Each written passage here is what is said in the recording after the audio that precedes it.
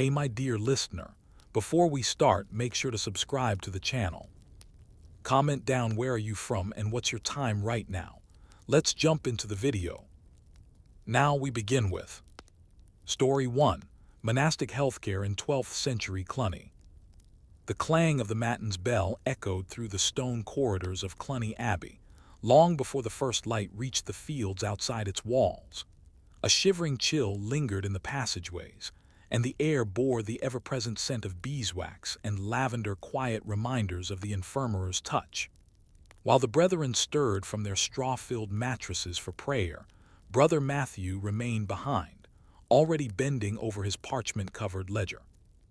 He did not miss matins out of laziness or rebellion. His duties lay elsewhere in the dim chamber of the infirmary, where the sick and aging monks turned when their bodies failed them. The rule of Saint Benedict allowed for such work to be considered holy. Before all things and above all things, it read, care is to be taken of the sick. And in 12th century Cluny, care was a form of discipline strict, deliberate, and recorded. The infirmary, a monastic world within walls. The infirmary at Cluny was no grand hospital as we might imagine today, but it was an oasis of consideration in an otherwise austere life. It consisted of a few long rooms warmed by hearths, with clean straw, woven mats, and woolen blankets folded at the foot of each cot. While monks typically lived communally, the sick were permitted certain luxuries, more sleep, richer foods, and even baths. Brother Matthew had once lived by the bell's every call, chanting psalms and laboring in the scriptoria. But since he was appointed infirmarer, a position of immense trust, his prayers were now whispered over poultices and fevered brows. His tools were modest: a mortar and pestle, iron shears, strips of linen, jars of goose fat and honey, and scrolls filled with Latin notations and observations. The infirmary was also a repository of time. Illnesses were tracked by the calendar, bloodletting scheduled by lunar cycles, baths given on saints' days, and food altered to match the liturgical season. Lent brought thin broths and stale bread, but for the sick, exceptions were sometimes made: a small wedge of cheese, a cooked egg, or on occasion meat. Medicine rooted in ritual. Healing in Cluny followed the balance of humors, the same Galenic principles passed down through Arabic and Roman texts. Too much black bile, the patient might be melancholic. A remedy of warming herbs, fennel, cinnamon, maybe a dry diet was called for. Excess phlegm, then purge or apply mustard plasters to draw it out. But beyond the humors lay faith. The anointing of the sick was not just for the dying, it could bring actual healing. The monks believed, especially when paired with fasting, confession, and holy water. Prayers to saints known for healing, Saint Sebastian for plague, Saint Apollonia for toothaches, were common. Votive offerings, small clay limbs representing afflicted body parts, lined the chapel wall. Brother Matthew kept careful records of which treatments worked, though he rarely admitted doubt. In his ledger, he listed Brother Alard's persistent coughing, his rejection of onion poultices, and the slow easing of his breath after 2 weeks of licorice root and quiet. Whether it was the herb or the prayer that helped, Matthew didn't presume to know. That was God's domain. The rhythm of recovery. Despite the ritual and discipline, healing was often uncertain. The infirmary housed not only temporary illnesses but chronic suffering, rheumatism in older monks, eye inflammation from years spent hunched over manuscripts, tremors mistaken for possession.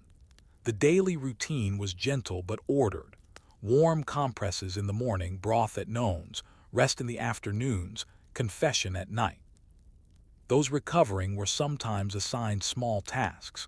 Brother Etienne, after weeks of fever, was given the job of sorting herbs. He crushed mint with trembling fingers, the scent rising like incense. Others read quietly or listened to visiting monks recite scripture. Silence was kept not just for devotion but for recovery. Pain, it seemed, could be coaxed into retreat when the world around it was still. And when a monk died, the infirmarer washed his body, laid coins on his eyes, and recorded the date in the necrology. Death, too, had its ritual. and it was Matthew's responsibility to ensure that even death was handled with dignity. Food, cleanliness, and a form of hygiene. Cluny, as a reforming monastery, emphasized internal cleanliness, not just spiritual, but bodily. Baths were taken more often here than in many parts of medieval Europe, especially for the sick. The infirmary had a stone tub, where warm water could be poured from heated cauldrons. Lavender, rosemary, and chamomile were added for both scent and health. Diet was adjusted to each patient's condition. Broths thickened with barley, herbal infusions sweetened with honey, and bread softened in goat's milk. Though the monks took vows of poverty, the community pooled resources to care for its sick. Their health was, after all, the health of the entire order. Even waste disposal was attended to carefully. Privies were cleaned, and chamber pots emptied discreetly. The fear of miasma, bad air causing disease, meant that sweet-smelling herbs were strewn across the floors, and windows were opened on sunny days to let in what was believed to be healing light. A job that left no room for vanity. Brother Matthew rarely appeared at public prayers, and his robes were often stained with resin, ash, or wine. Yet he was deeply respected. The abbot had once called him the quiet physician of the rule. His was not a job of glory, but of stewardship. He saw pain not as punishment, but as part of the monastic rhythm, something to be met with discipline and grace. He kept his notes meticulously. There are surviving records from other monasteries, Monte Cassino, St. Gall, Westminster, that include such ledgers, lists of symptoms, remedies, and deaths. These were not scientific by modern standards, but they were early steps in record-based care. As Brother Matthew closed the ledger at the end of the day, his fingers aching from hours of writing and grinding herbs, he paused. He had written of Brother Henry's strange fever, which had worsened despite all efforts. A sudden thought troubled him, not the failure, but the pattern. This same fever had passed through 3 cells in a week. Was something spreading, something they did not yet understand? Or was it just coincidence, the natural weakening of bodies grown old in God's service? Brother Matthew rose before the bell for lauds the next morning. He had slept little. The flickering thought from the night before that a pattern of illness was emerging in the infirmary had grown more pressing with the morning chill. 3 monks, 3 cells, similar fevers. The first case had appeared 10 days ago. Brother Henry now lay pale and breathing shallowly beneath woolen blankets. Brother Thierry's fever had broken, but his strength had not returned. The third, Brother Jocelyn, had just started coughing. In a world without germ theory, where disease was viewed through the lens of humors, divine punishment, or bad air, patterns were not always obvious or even sought after. But something about the regularity of these illnesses troubled Matthew. He turned again to his ledger, running his ink-stained fingers down the pages, comparing symptoms, dates, meals, and lunar cycles. Nothing aligned perfectly. No spoiled food, no shared penance, no obvious sin. The affected monks had not even spent extended time together, but their beds were near each other. Their symptoms, low fevers, persistent coughing, fatigue, were mild at first, but then took a turn. The limits of understanding. In the 12th century, medical knowledge was largely based on text compilations of classical and Arabic wisdom, copied and recopied in the scriptoriums of Europe. The abbey at Cluny held several of these in its library. Isidore of Seville's Etymology, Dioscorides de Materia Medica, and a tattered Latin translation of Galen.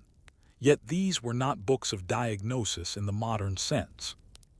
They offered lists of humors, remedies for imbalance, prayers for intercession, and instructions for bloodletting, but little in the way of patterns or causality. Brother Matthew had read them, studied them, but what he lacked in formal medical theory he made up for in observation. He kept notes with the diligence of a chronicler: air temperature, wind direction, diet, bowel movements, dreams, and even moon phases. Sometimes he copied the symptoms of each monk into small folded slips of parchment, tucked between pages of old herbal manuals. What he was doing unconsciously was building a rudimentary form of epidemiology, not with the intent of discovery, but from a monastic instinct to bear witness, to find meaning in the details. Still, despite his concern, he had few tools at his disposal. He had already applied all known treatments: elderflower teas to draw out sweat, vinegar-soaked cloths, mustard poultices, and increased time for rest. He had ordered their cells to be scrubbed with soapwort and ashes, but he could not explain the illness. Spiritual remedies and sacred responsibility. When practical treatments failed, Brother Matthew turned to the liturgical calendar. The feast of St. Maurice was approaching, a saint known to protect against fevers and afflictions. The infirmary asked the abbot for a special mass and obtained a vial of blessed oil for anointing. He recited the Psalms of healing daily, a slow, steady rhythm of words meant to comfort and invoke divine mercy. The monastery's relationship to health was deeply intertwined with spiritual well-being. Illness was never purely physical. It could be a test from God, a punishment, or a sign. Thus, treatment often involved confession, prayer, and reflection. The monks themselves did not complain. They were trained in acceptance, trained to see suffering as part of their monastic calling. Still, some part of Brother Matthew recoiled at resignation. He did not rail against God, he would not have dared, but he found himself asking silent questions as he tended to Brother Henry's labored breath. Why this man? Why now? The infirmary as a living community. The infirmary was not a static place.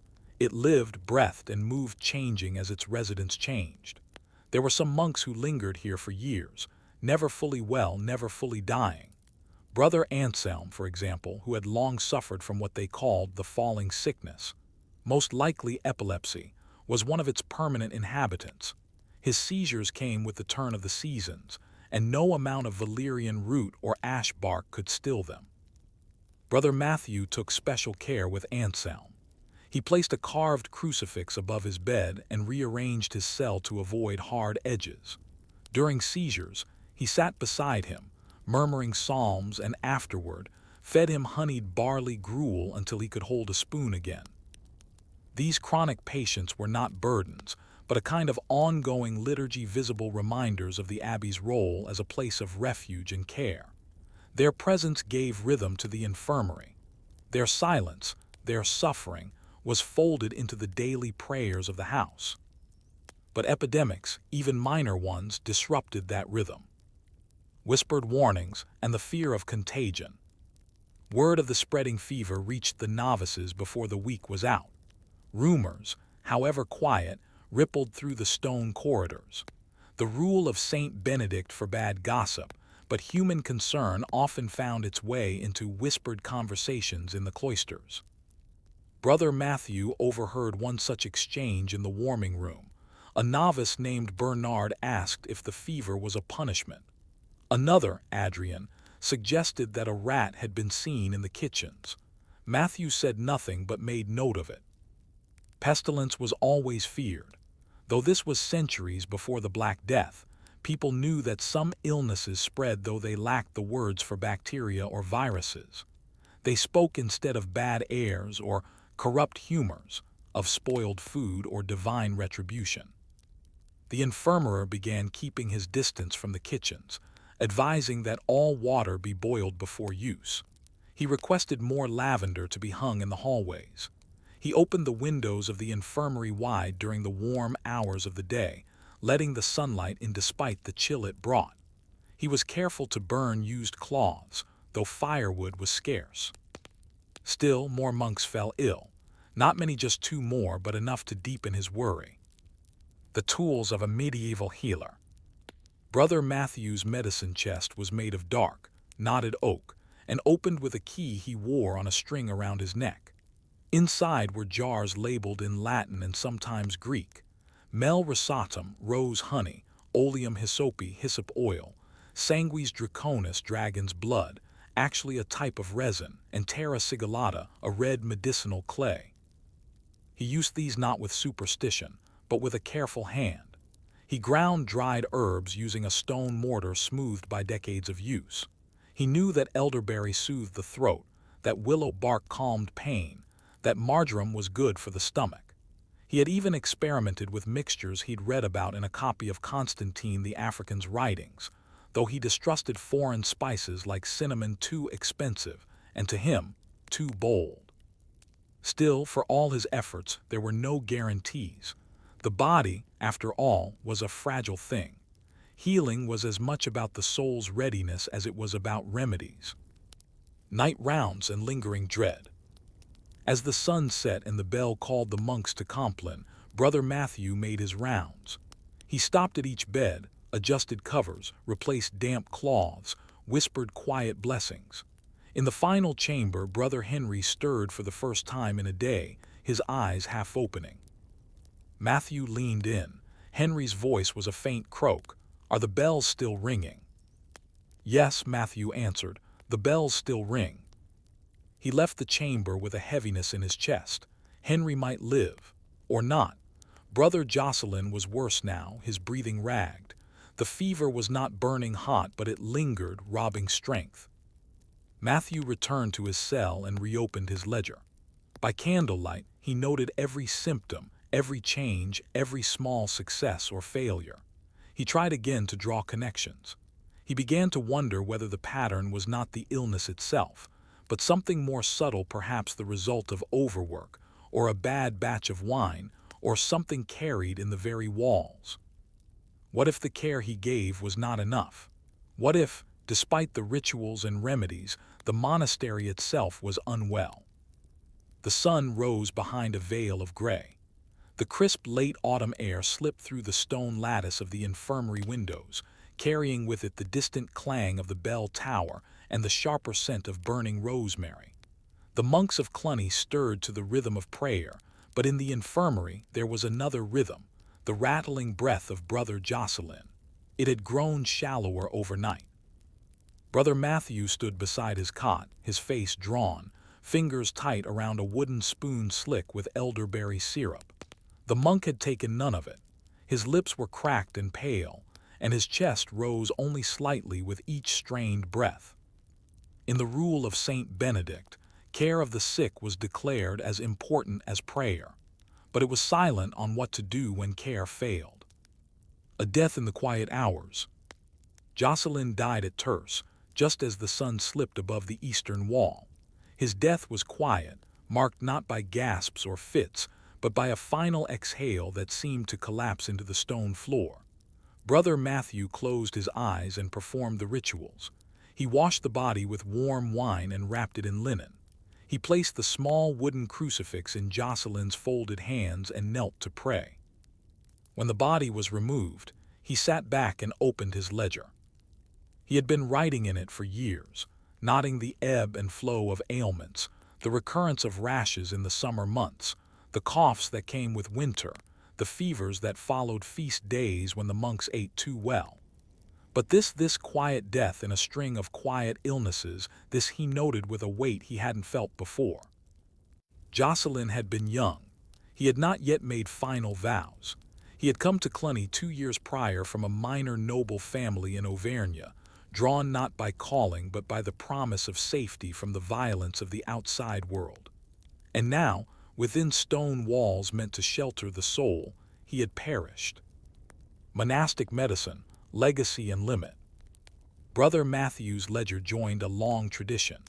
Throughout medieval Europe, monasteries served as repositories of medical observation. Their infirmers were not scientists in the modern sense, but they were meticulous observers. Their writings, part devotional, part documentary, formed a kind of early medical literature, preserved in margins and between psalms. In the monastery of St. Gall, a 9th-century plan showed an infirmary separate from the dormitories, a rare architectural insight into how seriously the sick were taken. At Monte Cassino, records survive of monks experimenting with eye salves and tonics. The Benedictines especially had made medicine a moral task. Healing, even partial healing, was a divine obligation. But limits persisted. Without microscopes or understanding of contagion, without even consistent access to foreign medicinal texts, Monks like Matthew relied on sensory evidence. What could be tasted, smelled, seen, or felt?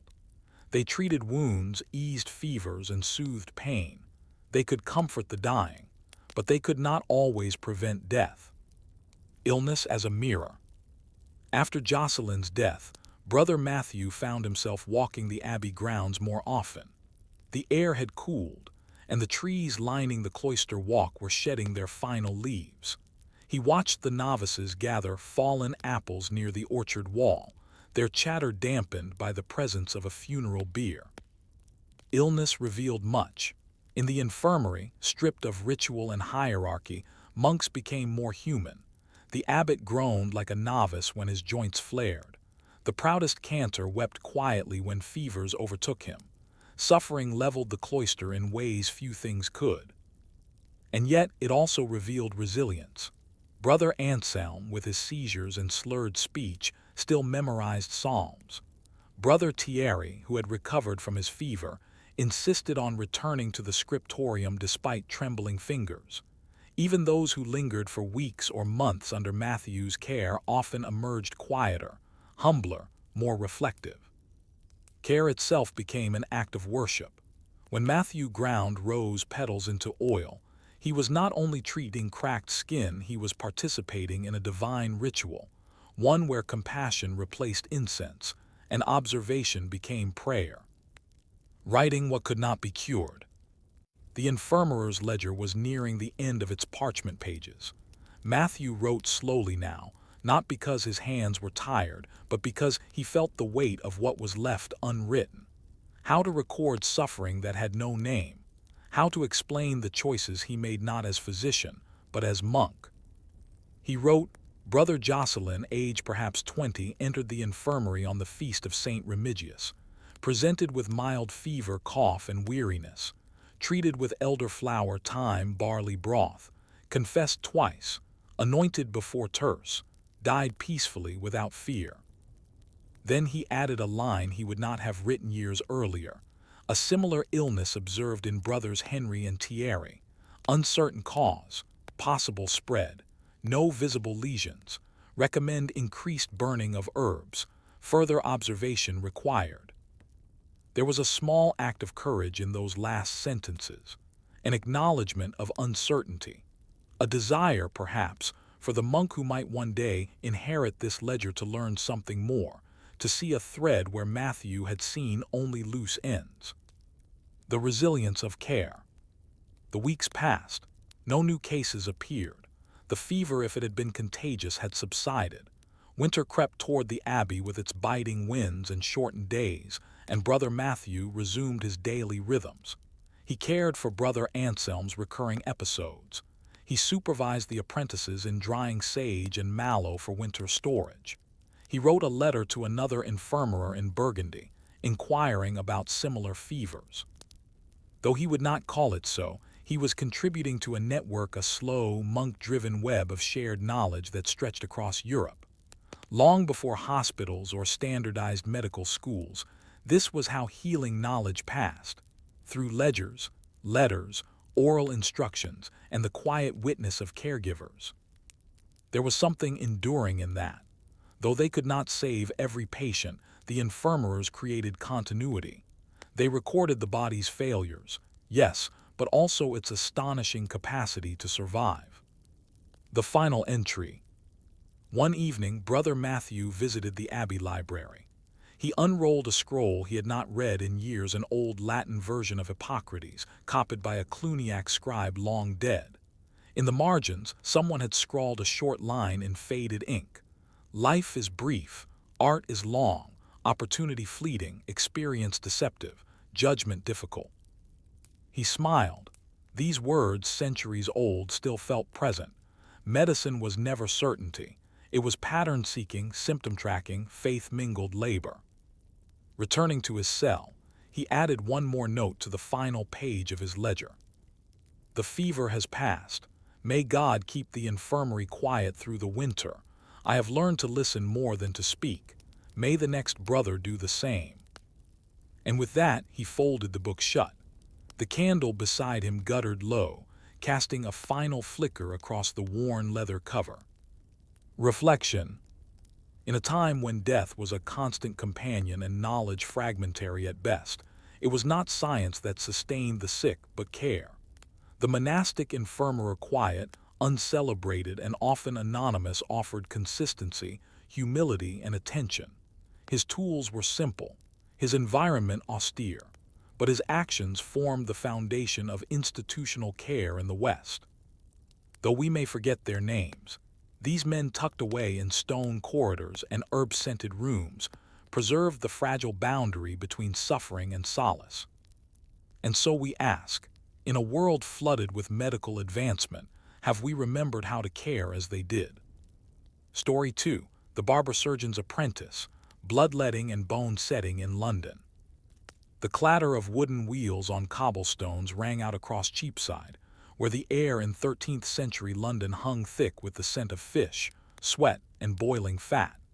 From the corner of a timber-framed building, painted with a faded red and white pole, the apprentice Thomas wiped his hands on his blood-speckled apron. He was 17 and had just drained his third patient of the day. It was a Tuesday. Tuesdays were for bloodletting. The master barber surgeon, Walter of Southwark, had long since stepped away to tend to a dislocated shoulder from a brawl in the market. That left Thomas alone in the narrow room behind the shop's front shutter, where he packed bloodied rags into a bucket and re-rolled linen bindings. The smell of iron clung to everything. His fingers ached from gripping razors and his mind buzzed with Walter's last instruction. Don't nick the tendon this time. A trade in blood and bone. In medieval London, the barber surgeon was not so much a physician as a craftsman. The separation between medicine and manual labor was still emerging, and university-trained physicians rarely dirtied their hands with actual bodies. The barber surgeon, by contrast, worked with calloused fingers and steady nerves, offering services both cosmetic and invasive. Shaving, tooth-pulling, lancing boils, setting fractures, stitching wounds, amputating digits, and most frequently bloodletting. The red and white pole that stood outside the shop was not a mere decoration. The red symbolized blood, the white, the bandages. It was a signal to the street that this was a place where pain met relief, at least, most of the time. Thomas had come to the trade the way many did, through apprenticeship. His father, a tanner, had arranged the placement after realizing the boy had a steady hand and little taste for hides. At age 15, Thomas had moved into Walter's loft, learning to sharpen razors, strop blades, and boil linens. Only after a year was he permitted to hold a lancet. The instruments of the craft. The tools of the barber surgeon's trade were simple but effective and terrifying to the uninitiated. There was the fleam, a brass or iron blade shaped like a miniature spade, used to open veins.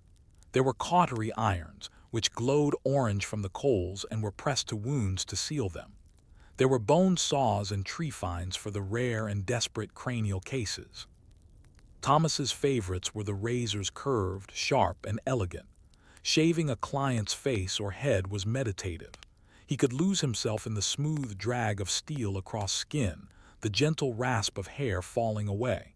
But more often than not, he was tasked with bloodletting. The practice was based on the humoral theory, the belief that the body was governed by four fluids: blood, phlegm, yellow bile, and black bile. Imbalance meant illness, and excess blood was often blamed. The solution: drain it. Customers came weekly, sometimes more often. Thomas would bind the upper arm, identify a vein usually at the elbow or wrist, and lance it. The blood poured into ceramic bowls marked with volume lines, often while the client prayed or chattered nervously. Most felt better afterward. Some grew faint. A few did not return. The workshop's daily rhythms. The day in Walter's shop began before dawn. Thomas fetched water from the nearby public fountain, scrubbed benches, boiled towels, and swept sawdust over the floor to absorb spills.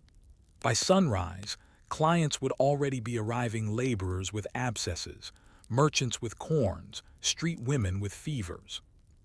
Though he was not a doctor, Walter kept a small library of Latin texts translated poorly and read even more poorly. Thomas, who could read little beyond his alphabet, was more comfortable with the physical routines, cleaning wounds with wine, heating compresses, and stitching with gut thread.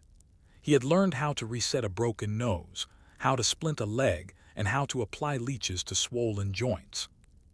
In busy hours, he felt powerful, important, but in the quieter times, he felt the weight of what he did. He remembered the first time he made a patient bleed. The man had gritted his teeth and called Thomas lad. He bled too fast. Thomas had sliced too deep. Walter had said nothing, but the look in his eyes was unmistakable. Do not make that mistake again. The customers. Clients came from every rung of London society. There were wool merchants with gout, priests with scabies, washerwomen with split palms, and occasionally a nobleman's servant sent on behalf of a master too proud to appear in person. One man, a bookseller named William, came every month for bleeding. He claimed it kept his vision sharp. Another, an older woman named Agnes, came with recurring ulcers on her legs. Thomas cleaned and bandaged them gently, noticing each time how the sores had spread. Walter once whispered, "She won't last the winter." But Agnes returned again and again, clutching a prayer book and smiling through her pain. Thomas admired her, not for her piety but for her stubbornness. Not all patients were gentle. Some shouted, spat, or wept. Many arrived drunk. Occasionally, a thief would limp in with a gash from a night fight, insisting on treatment and offering only a coin or two. Walter turned few away, though he kept a cudgel behind the counter for good measure. Knowledge without certainty. In the evenings, Walter sometimes taught from his experience rather than books. "Pain tells you something, but it lies," he said one night, as Thomas packed a swollen ankle in vinegar-soaked cloths. "A man may cry louder with a sprain than with a break. Trust your fingers, not his voice." He taught Thomas how to feel the bone beneath swelling, how to smell for infection, how to judge the color of pus. Green was bad. Yellow might be healing. He showed him how to make poultices from herbs and pig lard, and how to cut away infected flesh without severing nerves. But what Walter did not teach and could not was certainty. Every treatment came with risk. Some patients worsened, others died, and always there was blood, in the gutters, on their aprons, under their fingernails. Yet even in this uncertainty there was a code. Do no harm if possible, treat with care, learn from your failures. A visitor brings a challenge. Late that autumn, a noblewoman's steward arrived at the shop with an urgent request. His mistress had taken a fall, injuring her wrist, and needed the services of a surgeon. Walter hesitated. He had treated gentry before, but rarely in their homes. He looked to Thomas. "You're coming with me," he said. "You'll carry the tools." Thomas packed the kit: splints, bandages, ointments, blades. They crossed the city by foot, arriving at a modest manor house near Bishopsgate. Inside, the noblewoman, Lady Cecily, lay on a cushioned bed, her wrist already bruising. Walter examined her gently, rotating the joint while she winced. "Not broken," he murmured, "but badly strained. It must be bound." Thomas watched closely. Walter called for a basin of warm water, into which he dropped dried chamomile and marjoram. While it steeped, he massaged the wrist, murmuring apologies with each wince. Then he directed Thomas to begin wrapping the limb in linen. His hands trembled slightly, only slightly, but the noblewoman noticed.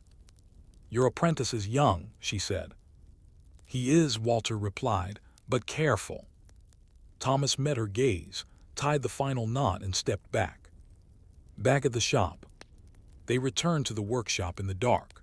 Walter said little, but as they unpacked, he gave Thomas a single nod. "She'll heal," he said, "and she'll remember your name." Thomas didn't believe that. Nobles rarely remembered the help, but something in the moment felt heavier than pride. It felt like a rival. He cleaned the instruments by candlelight. The razors gleamed. The bone saw rested quietly on the shelf. The blood-stained linens had been boiled and hung. The day had been long, painful, and full. And tomorrow was Wednesday, tooth-pulling day. In the days following the visit to Lady Cecily, The pace of work in the shop picked up. Whether it was coincidence or word of mouth, Thomas noticed more finely dressed patrons than usual crossing their threshold. Some came for bleeding, others for tooth pulling, a few for minor cuts or burns. Walter said little about it, but his eyes narrowed with the sort of silent appraisal that spoke of increased expectations. For Thomas, this shift in clientele brought a new pressure to perform well and quietly beneath the scrutiny of those who could afford to speak loudly if wronged. The anatomy of risk. Of all the procedures performed in the shop, tooth pulling was the one Thomas dreaded most. It was far more violent than the gentle slicing of a vein or the wrapping of a wrist. It involved leverage, force, and often inevitably pain. The tooth key, or dental pelican as it was occasionally called, was a crude device, a thick metal shaft with a curved claw at the end. It was designed to hook around a rotten molar and twist. Ideally, the tooth came out whole. More often than not, it splintered. The sound alone was enough to make Thomas wince. But tooth pain could drive a man mad, and people were willing to pay to have it ended quickly. An old cooper came in one morning, holding his jaw and weeping like a child. His breath stank of decay. Walter examined him, spat into a cloth, and handed the tool to Thomas. "Upper left, it's loose. Don't twist too far." The man gripped the arms of the chair. Thomas placed the claw, pressed down hard, and turned. There was a crack, then another. The tooth came loose whole. Afterwards, the man kissed his hand. It was strange, Thomas thought, how gratitude and violence could exist in the same act. Apprenticeship in body and mind. The apprenticeship system was a bond of necessity and proximity. For 7 years, a boy like Thomas would serve under a master, learning the trade in exchange for food, lodging, and instruction. There was no formal curriculum. Lessons were shaped by blood, failure, and repetition. Walter rarely praised. His teaching came in grunts, gestures, or occasional corrections delivered without malice. But sometimes, after a particularly well-done bandage or successful reduction of a dislocated finger, he would pour Thomas a measure of warmed ale in the evening and share a story from his own apprenticeship. "There was a time," he once said, "when I pulled 5 teeth from the same man. Never heard a scream like it. He died a week later. Not from me, he had the pox, but I still hear that scream." Thomas asked if Walter ever thought of leaving the trade. Walter shook his head. "People always bleed, they always break. You want to be needed. Learn to fix what others run from." The guild's shadow. Though barber surgeons were in high demand, they did not operate in total freedom. By the mid-13th century, guilds began to formalize aspects of trade work in cities like London. Surgeons had their own associations, as did barbers. Conflicts often arose about who could do what. Physicians, trained at universities and often serving the wealthy, looked down on barber surgeons. They rarely touched their patients, relying on astrology and urine charts. Barber surgeons, meanwhile, got their hands dirty. Thomas once asked Walter if he resented the physicians. Walter only snorted. "Let them read the stars. I'll sew the man up after he falls off the ladder." The guild had not yet fully regulated the work of barber surgeons, but murmurs reached their street. Inspections were coming, licenses might soon be required, and perhaps, in time, examinations. For now, they were safe, but the future was uncertain. Case of the week: the tinker's leg.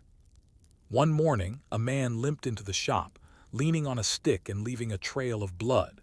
He was a tinker by the look of his satchel, mending pots and sharpening knives for a living.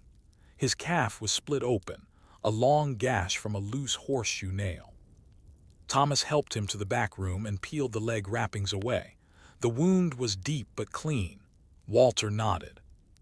"We can stitch this." Thomas fetched the curved needle. They sterilized the needle in wine and thread in vinegar. Thomas had stitched minor cuts before, but never something this long. Walter began, working slowly, murmuring reassurance. When his fingers began to cramp, He handed the needle to Thomas. "Finish it." Thomas's hands were steady. He drove the needle through skin and muscle, pulling gently, nodding with care. The tinker grunted but did not cry out. By the time it was done, the leg was bandaged, clean and straight. Walter clapped Thomas's shoulder. "He'll walk." The tinker paid with a silver penny and a promise of free sharpening. Pain and reputation. Word spread as it always did. The shop's reputation grew not only for Walter's skill but for Thomas's hands. People began asking for him by name. Walter made no comment, but he allowed it. Not every case ended cleanly. One child came in with a fractured arm. Despite careful splinting, infection set in. Walter had to amputate. The boy survived, but the cries haunted the workshop for days. Another man, burned by a lantern, developed fever and died within the week. "You will lose them," Walter told Thomas. "You must not let that stop your hands." And so Thomas continued. He learned the feel of different injuries beneath his palms, the subtle tremor of blood loss, the scent of rot, and the firmness of healthy tissue. He learned when to speak and when to keep silent. Above all, he learned that healing was a gamble, one always taken, never guaranteed. Winter comes. As winter approached, the cases shifted. More chilblains, more fevers, more cracked skin and aching joints. Water froze in the buckets overnight. Firewood grew scarce. Walter fell ill briefly, a chest cough that lingered. Thomas ran the shop alone for a week, treating minor cases and turning away those he could not handle. He slept in the workshop some nights, afraid to miss a knock at the door. It was during this week that Lady Cecily returned. She did not enter. Her steward came instead, asking for a salve for her joints. Thomas prepared it himself, lard infused with comfrey and marjoram, wrapped in waxed cloth. The steward left a coin and a message. "She remembers the boy's hands." Thomas did not smile, but he noted it. A question forms. One night, as the wind howled against the shutters and Thomas stoked the dying fire, he opened one of Walter's Latin books. He couldn't read the words, not truly, but he traced the diagrams. Bones, veins, organs. He looked at his hands, scarred, ink-stained, strong. Would he take on his own apprentice one day? Would he have a shop of his own? Or would he stay here, in this narrow room with its blood-stained bench and endless visitors? He had learned to fix what others feared. But he wondered, was there more than this? Could a barber-surgeon be more than a pair of hands? The turn of the year brought a biting frost that crept through every crack in the shutters of the shop. Fires were kept burning nearly all day, and the water basin froze into a hard glaze by morning. Winter in London pressed against bone and breath alike, and in the barber-surgeon's shop, it meant an uptick in chilblains, fevers, broken limbs from icy falls, and suppurating frostbite. For Thomas, now nearing the end of his third year as an apprentice, it also brought a subtle shift. Walter began stepping back. It was not that he retired, he still handled the more complicated fractures and managed the finances, but he began to let Thomas lead more and more procedures. Often, Walter watched silently from the shadowed corner of the room, a cup of hot ale steaming in his hand, his eyes never missing a cut or slip. Thomas, once the errand boy and towel washer, now stood at the bench with confidence, his hands moving quickly, his mind sharp. But something else stirred inside him too, a sense of restlessness. He began to wonder not only how to do the work, but why it worked or didn't. Anatomy and the ink-stained path. One frigid evening, Walter surprised him by placing a wrapped bundle on the table. Inside were two manuscripts. One was a copy of Chirurgia Magna by Guy de Chauliac, recently translated from Latin. The other was an anatomical primer, illustrated in fine ink strokes. "These cost more than I care to admit," Walter said, "but you're ready." Thomas opened the books with reverence. Diagrams of skeletons, muscles, and internal organs filled the pages. There were lists of treatments, observations about wound care, methods of cauterization. Margins held notes, some in Latin, some in French, and a few in the curling hand of Walter himself. "This isn't barber work," Thomas said quietly. "This is physician's knowledge." Walter nodded. "Yes, but we're the ones who touch the body." Though Thomas could not read fluently, he began practicing with a candle at night, tracing Latin phrases, comparing them to what he knew by feel. He began sketching wounds, annotating treatments in a simple cipher of his own design. What had once been a purely physical trade now sparked intellectual hunger. Between the physician and the patient, London was changing. The city, bustling with nearly 40,000 souls by this point, was growing in trade, disease, and complexity. The divisions between physicians and barber surgeons were hardening. While physicians diagnosed from afar, barber surgeons treated the poor and working class face to face, wrist to blade. Some patients began arriving with physician referrals, scraps of parchment with scribbled instructions for poultices or phlebotomy. Others came in secret, ashamed of their ailments or lacking coin for a university man's consultation. Women especially sought out Thomas's quiet manner and steady hands. One day, a baker's wife appeared, her face veiled, her hands trembling. She whispered of a painful swelling, what Thomas immediately suspected to be a breast abscess. Walter suggested lancing it. "Would you do it?" she asked, looking only at Thomas. He did, gently, and when she returned a week later, healed and grateful, Thomas made a note of the case in a small stitched booklet he had started for himself. Healing and its boundaries. Despite his growing skill, there were limits, dreadful ones. One morning, a young boy was brought in after falling from a scaffolding. His ribs were broken, one puncturing the lung. He coughed blood and gasped for air. Walter and Thomas worked quickly, setting bones, applying compresses, praying. He died before sunset. The boy's father did not blame them. "You tried," he said, numb with shock, but Thomas could not shake the feeling of helplessness. That night he sat beside the cooling fire and opened his notebook. He wrote, "We closed the wound but could not reach the air that fled him. We are not gods. We are hands in the dark." It was not medicine, but it was truth. Trials and a guild visit. Spring brought warmth and a surprise. A representative of the company of barbers arrived at the shop, bearing a list of practitioners and a satchel of wax-sealed documents. London's guilds were being formalized. Registries were expanding. Inspections would begin within the year. Walter greeted the man stiffly. After he left, Thomas asked what it meant. "It means we'll be watched," Walter said, "judged." "Shouldn't we be?" Thomas asked, thinking of the failures as much as the successes. Walter gave him a long look. "Perhaps, but beware the man with ink but no wounds on his hands." Thomas wondered where he would fall in that divide between the razor and the pen, between the wound and the word. Apprentice no longer. One morning, Walter handed Thomas a key. "This is to the side cabinet, where I keep the contract." "The lease?" Thomas asked. "The apprenticeship." Inside, Thomas found the paper signed 3 years earlier by his father and Walter. It stated clearly, 7 years of service, ending on Whitsun of his 22nd year. But beneath it, Walter had written something new. "Thomas has fulfilled the duties of his apprenticeship in full.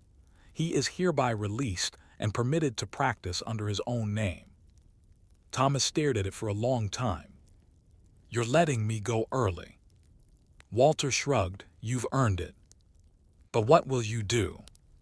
Walter gestured to the bench. "Same as always, I'm not done yet." And so, with trembling hands, Thomas added his own name below Walter's in charcoal black ink. He was now, by law and by tradition, a barber surgeon in his own right. The new sign. He didn't leave immediately. There was no dramatic exit. But a few weeks later, he paid a carpenter to make a new sign. It still bore the red and white pole, but beneath it, carved in clear letters, it read, "Thomas of Cheapside, surgeon and reader of wounds." It was a small rebellion reader of wounds, a claim that healing was more than cutting, more than sealing, more than scraping, that to treat the body one must understand it, that to understand it one must first listen. Walter said nothing when he saw the sign, but later that night he poured 2 cups of ale and set one beside Thomas's cot. To the next chapter, he said simply, "Reflection, the hand that cuts, the eye that sees." In the hierarchy of medieval medicine, the barber surgeon was seen as practical, necessary, but lowly. They were not granted scholarly robes or university titles. They left no Latin treatises. Their hands were too often bloodstained, their tools too rough. But it was they apprentices like Thomas, masters like Walter, who bound the wounds of a growing city, who steadied the broken, and who walked the narrow line between pain and relief. And as Thomas sharpened his razors that evening, laying them out beside a candle and a book of anatomy, he understood that his work was not just to cut or clean, but to remember, to write what others forgot, to preserve the knowledge hidden in the bodies of the living and the dying. Story 3. Hildegard's Tinctures, Visions and Medicine in a Rhineland Convent. The morning mists rolled low across the Rhine River, curling against the stone walls of the Disibodenberg convent like breath held by the earth. In her chamber overlooking the cloister garden, Hildegard of Bingen stirred before the bells, already wrapped in thought. At age 42, she had long grown accustomed to the rhythm of convent life, but her mind moved in patterns beyond prayer, beyond silence. For Hildegard, illness was not only a matter of flesh, but of imbalance in the cosmos, in the soul, and in the breath of the divine. Outside, sisters were gathering yarrow. Inside, Hildegard was writing. "The body is the garment of the soul," she had once whispered to her scribe, Valmer, who now sat beside her with parchment and stylus, ready to capture whatever flowed next. What flowed was not simply doctrine, nor herb lists, it was a vision of how God had sown healing into the very roots and stones of the earth. The woman and her world. Born around 1098 into a minor noble family in Bermersheim, Hildegard had been dedicated to the church as a tithe child given over for religious life at the age of 8. She was enclosed in the Benedictine monastery of Disibodenberg under the care of Jutta von Sponheim, a holy woman of rigorous asceticism. It was here, in confinement and contemplation, that Hildegard's visions began. She saw light, voices, wheels of fire, experiences she would later describe as neither dreams nor hallucinations, but direct perceptions of divine wisdom. For decades, she kept them private, revealing them only to her confessor. It was not until her 40s that she received what she described as a command from God: "Write what you see." Her Civias, Know the Ways, would be the first result, a theological manuscript rich with imagery and philosophy. But alongside her spiritual writings, she began documenting another type of vision, a vision of healing. Physica and Causae et Curie. Among her many works were 2 that would mark her as a unique figure in medieval medical history: Physica and Causae et Curie. These texts combine the natural world with Hildegard's theological framework, describing plants, animals, stones, and their properties, physical, spiritual, and symbolic. Unlike the academic physicians of Salerno or the empiricists of folk medicine, Hildegard offered a hybrid view. For her, an herb was not just a treatment, it was a manifestation of divine order. Wormwood, for example, was not only bitter and purgative, it cleanses the blood and repels melancholy vapors. Valmer, patient and meticulous, copied down her words with reverence, sometimes puzzled, sometimes amazed. He did not always understand her connections between astrology, bile, and bee balm, but he could not deny the clarity in her voice. Hildegard spoke not as a speculator, but as one who saw. Medicine in the monastery. Monastic medicine was often practical, and Disibodenberg was no exception. The convent housed a small herb garden, tended by novices. There were beds for the sick, jars of dried herbs and oils, and a strict regimen of observation and treatment. As abbess, Hildegard oversaw these practices, combining what she had read with what she knew through her visions. She treated ailments ranging from digestive issues to skin infections, from melancholy to fevers. Her cures often began with prayer and confession, but also included poultices, herbal infusions, warm baths, and dietary adjustments. For wounds, she recommended honey mixed with rose oil. For fevers, elderflower. For kidney pain, cooked fennel root in wine. Her medical texts listed hundreds of plants, often including local and accessible remedies for everyday ailments. What set her apart was the conviction that healing came not only through herb and hand, but through balance with the natural and spiritual order. Illness, to Hildegard, was not a punishment but a dissonance, a misalignment that could be eased through reverent care. A woman writing in a man's world. In the 12th century, learned medicine was largely the domain of men clerics, scholars, and university-trained physicians. Women, especially nuns, were permitted to treat the sick within their communities, but rarely recognized as authors or authorities. Hildegard broke this mold. Her works circulated widely, carried by scribes and monks to other houses and cities. She corresponded with emperors and popes, offered medical advice in letters, and even criticized physicians who treated symptoms but ignored the soul. In one letter, she rebuked a monk for prescribing bloodletting without discernment. You open veins without seeing the balance of the humors, and thus you weaken what was already waning. Her words held weight not because she claimed power, but because she wrote with clarity and conviction. Even the church hesitated to silence her. Pope Eugenius III read from Scivias aloud at the Synod of Trier and declared her visions authentic. Still, not all accepted her authority. Some accused her of pride, of meddling in affairs beyond her station. Others simply dismissed her insights as mysticism, but her resilience was unshakable. The garden as pharmacy. The convent's herb garden was a small plot, laid in careful rows, shaped as much by prayer as by practicality. Hildegard believed in the spiritual resonance of plants, that they held not just chemical properties, but divine temperament. Lavender soothed melancholy, sage strengthened the senses, galangal, a root brought from the east, excited the heart. Each plant had a personality, a moral character of sorts. She trained her novices to recognize plants by touch and smell, to dry them at the correct time of day, to steep them in the right phase of the moon.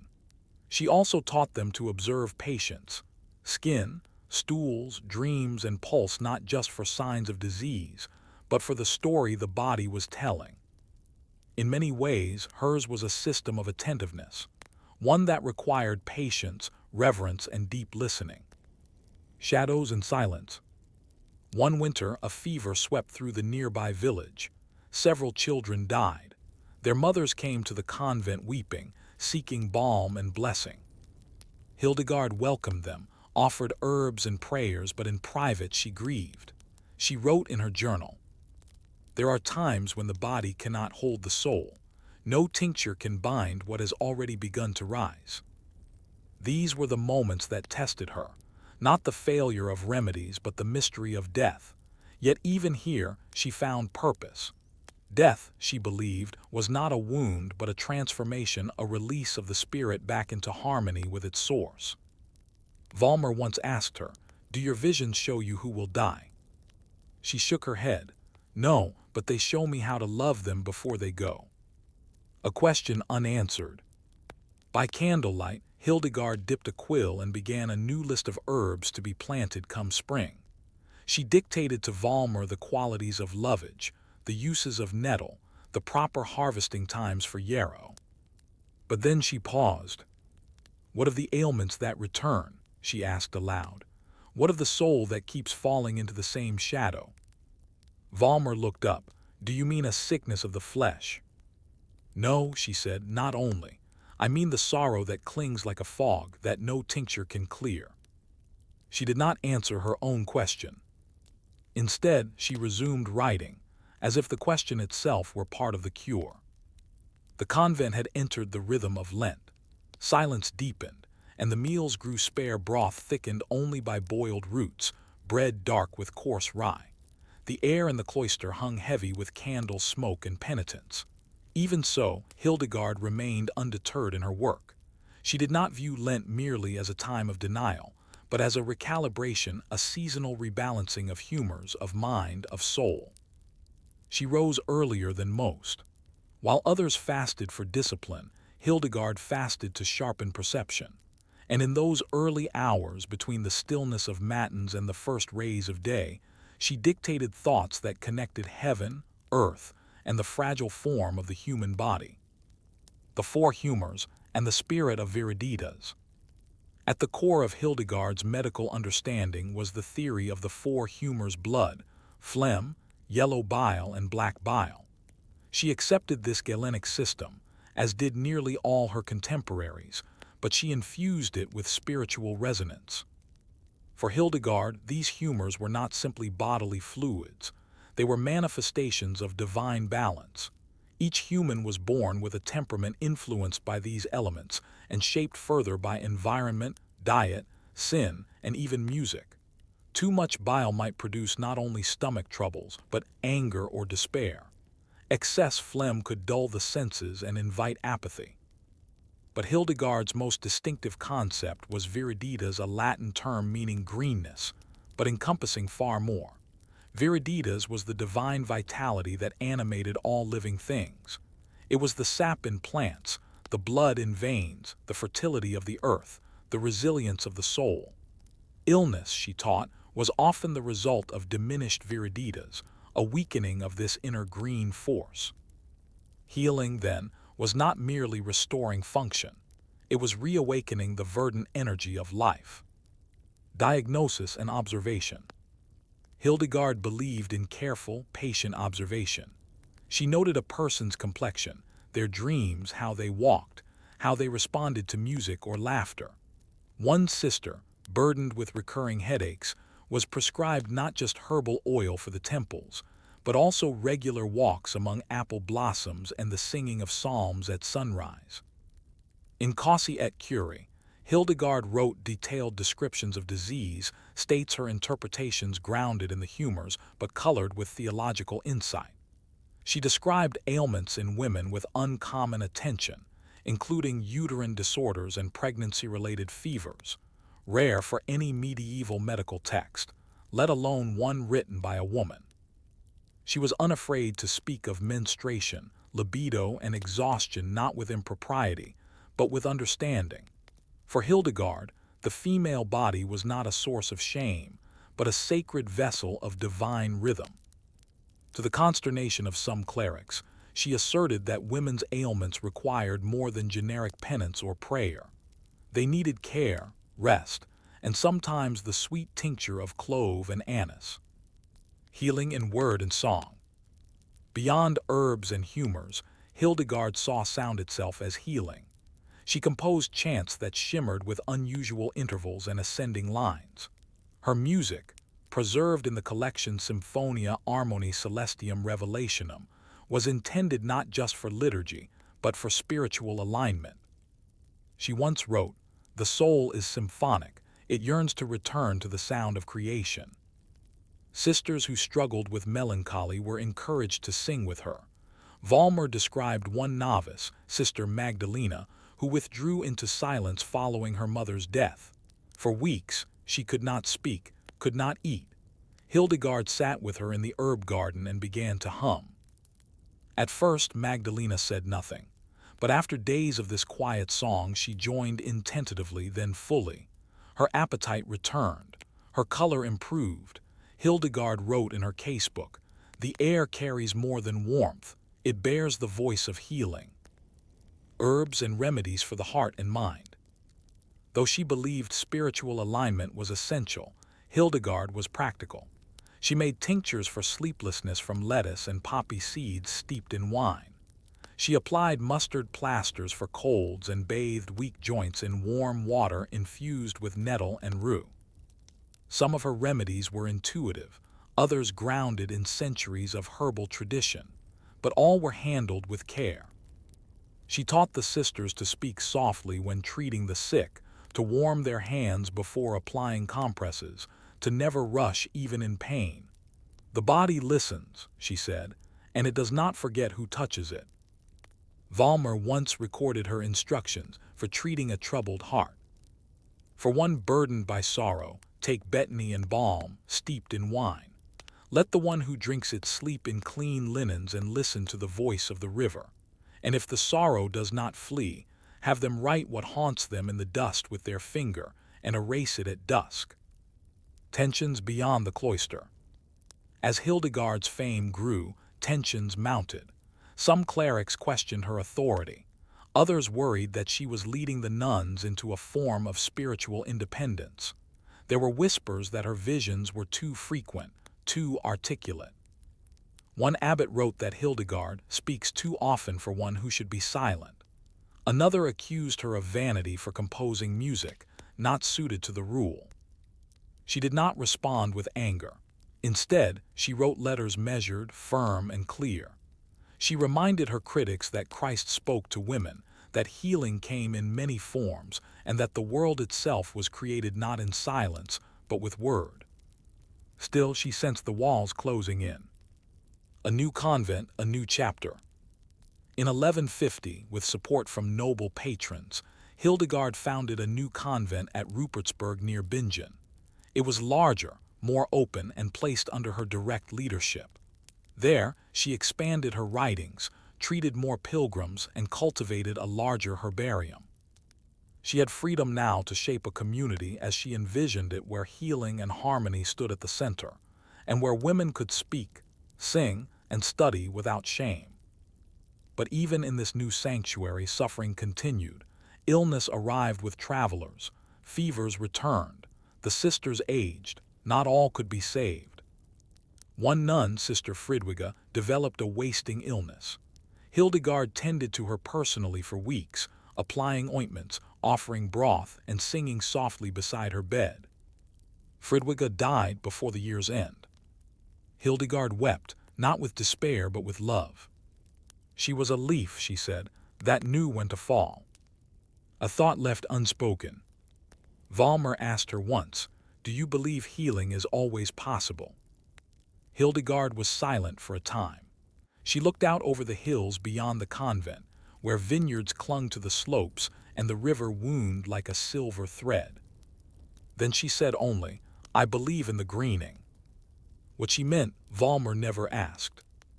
But he wrote the words carefully, as though they were a cure of their own. The light in Rupertsberg shifted with the seasons, casting long golden arcs across the stone floors in summer, and brittle silvers through the frost-laced windows in winter. Hildegard, now in her late 70s, still walked the convent paths every morning.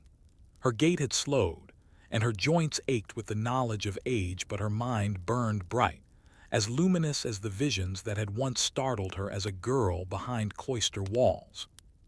She no longer knelt as long at vigils, and her garden work was now observation rather than labor. But her role had grown rather than diminished. Her words reached beyond the cloister to bishops, nobles, even the emperor. Her reputation as a healer, mystic, and composer had become inextricable from her name. Still, it was not fame she sought. She remained grounded in the soil, in the sick, in the slow boiling of herbs over coals. She believed that the world needed reminders not of glory but of balance, that the earth itself was medicine, and neglecting it was the beginning of all human disease. Final letters and quiet revolutions. In her final years, Hildegard continued to write dictating additions to her Physica and correcting copies of Causae et Curae. She composed letters to other religious leaders, calling out corruption, apathy, and the disconnect between the church and the people it was meant to serve. One particularly pointed letter was addressed to the Archbishop of Mainz, chastising him for permitting clergy to overindulge while the sick went untended. "You forget," she wrote, "that the Savior did not sit at the highest table but walked among the sores and wounds." She no longer sought to justify her visions. She offered them as fact as light glimpsed by one who simply looked with clearer eyes.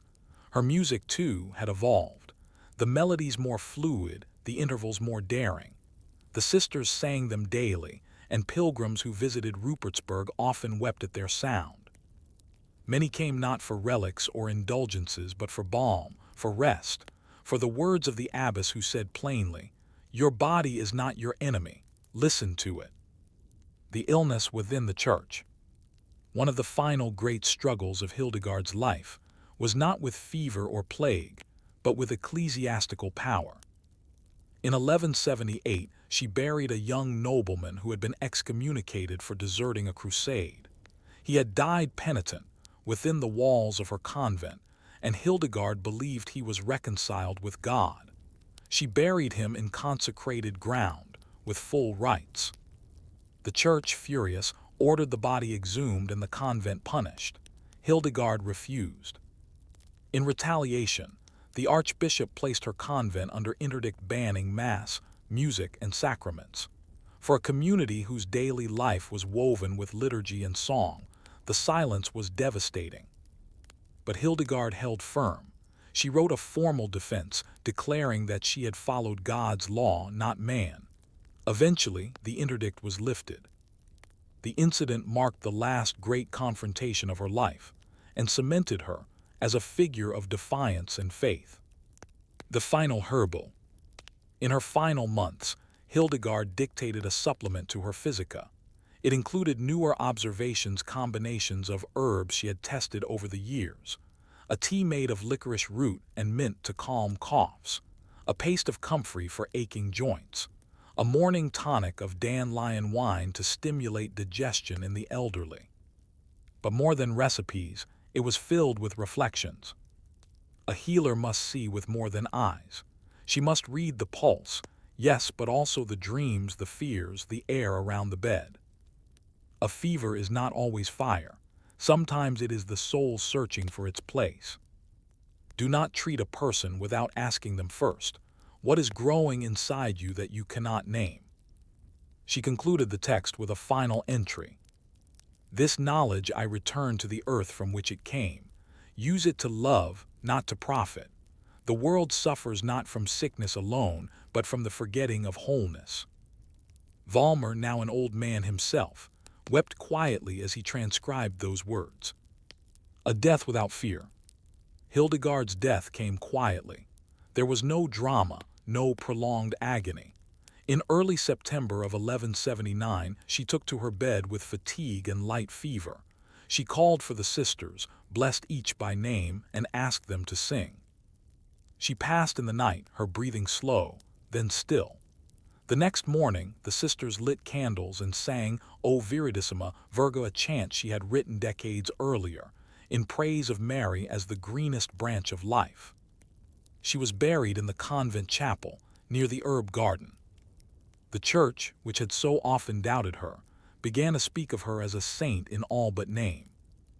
Reflection, the legacy of the green light. Hildegard's writings would survive the centuries, though sometimes in fragments, sometimes mislabeled. Her Physica and Causae et Curae remained in circulation among herbalists and monastic healers well into the early modern period. Her music found revival in choirs and cloisters, long after her name faded from popular memory. What remains most remarkable is not that she was a woman writing in a man's world, but that she wrote with such certainty, that she healed with such gentleness, that she saw the sacred in the ordinary. Her concept of viriditas, the green power, continues to speak to modern readers, a reminder that healing is not simply the removal of symptoms, but the restoration of balance, purpose, and connection. In an age where medicine often divides body and soul, Hildegard offers another path, one rooted in observation, humility, and reverence. She did not cure all, she did not end suffering, but she listened, she sang, she wrote, she healed. And perhaps that is enough. Story 4. The Alms of the Lazar House, caring for lepers on the edge of town. The walls of the city held more than its people, they contained its fears. and what could not be contained was pushed just beyond those stone barriers, to the margins of the map, to the edges of habit and comfort. There, on the outskirts of town, stood the Lazar House. It was not grand. A low collection of timber and stone buildings with thatched roofs and crooked chimneys, the Lazar House of St. Giles sat nestled among the nettles, just beyond the northern gate. Wind off the hills brought the scent of heather and the sour tang of decay. A wooden cross leaned over the chapel door, its paint faded by seasons of rain and prayer. Each morning before the city stirred, the bell rang twice, then once more. The sound drifted over the road, a soft, hollow chime. It was the sound of warning, the sound of life persisting. The disease without a cure. They called it lepra, though the word meant many things. In medieval understanding, leprosy encompassed a wide spectrum of skin conditions, some contagious, some not, all feared. The worst cases were unmistakable: flesh that lost sensation, noses that collapsed inward, fingers and toes that blackened or curled. The skin, once a garment of health and identity, became a veil of exile. True leprosy, what we now call Hansen's disease, was rare but irreversible in the Middle Ages. And because its causes were not understood, fear filled the gaps where science failed. People believed it to be a punishment, a marker of sin, a visible sign of inward rot. To see it was to imagine the apocalypse in miniature. The afflicted were not executed. They were not formally imprisoned, but they were removed. A funeral was read over them while they still lived. Their hair was shaved and they were given a cloak and a bell, a symbol of both survival and stigma. Life in the Lazar House. The Lazar House of St. Giles was a charitable foundation, supported by local alms and church donations. Like many others across England and the continent, it provided a home of sorts for those with visible signs of leprosy. There were beds of straw, daily meals of barley porridge or bread, and a crude infirmary staffed by 1 or 2 lay helpers, and when fortune smiled, a chaplain. Brother Elias, a thin man in a patched brown robe, served as both confessor and nurse. He was not a physician, but he knew how to clean ulcers, how to speak gently, and how to die slowly beside the dying. He kept a ledger in the chapel vestry, recording names of the residents, their ailments, their confessions. Among the residents was Alwyn, a former stonecutter who had lost half his fingers and now carved simple wooden crosses for the graves. There was Sibylla, once a midwife, whose lips had tightened into a permanent grimace but who sang lullabies to herself in the evenings. And there was little Matilda, no more than 12, with rough patches on her elbows and a mother who visited once a month, weeping behind a veil. Life in the Lazar House was quiet, routine. The morning bell summoned them to prayers, to porridge, to the washing of linen and the tending of wounds. There were no mirrors, no visitors beyond the few brave almsgivers. The city guard rarely looked in their direction. But among themselves there was care. The ritual of alms. Each week on Friday afternoons, a small procession left the gates of the Lazar House. Led by Brother Elias, the residents carried baskets lined with cloth. They walked barefoot to the edge of the town road and rang a handbell, not the warning bell, but a softer one. Alms for the sick, Brother Elias would call. Some passers-by averted their eyes. Others crossed the road. But a few came forward, farmers with apples, merchants with half-loaves, children with a coin or two pressed into trembling palms by guilty mothers. The gifts were laid in the baskets, never by hand, always at arm's length. The law forbade contact, and yet sometimes there were moments a glance held too long, a whispered blessing, the crumpled corner of a handkerchief falling a little too close. Back at the Lazar House, the food was shared, bread soaked in broth, apples split with bone-handled knives, and if there was meat, it was given to the weakest among them. These rituals were not just survival. They were remembrance, a reminder that, though exiled, they were not erased. Medical treatment, such as it was.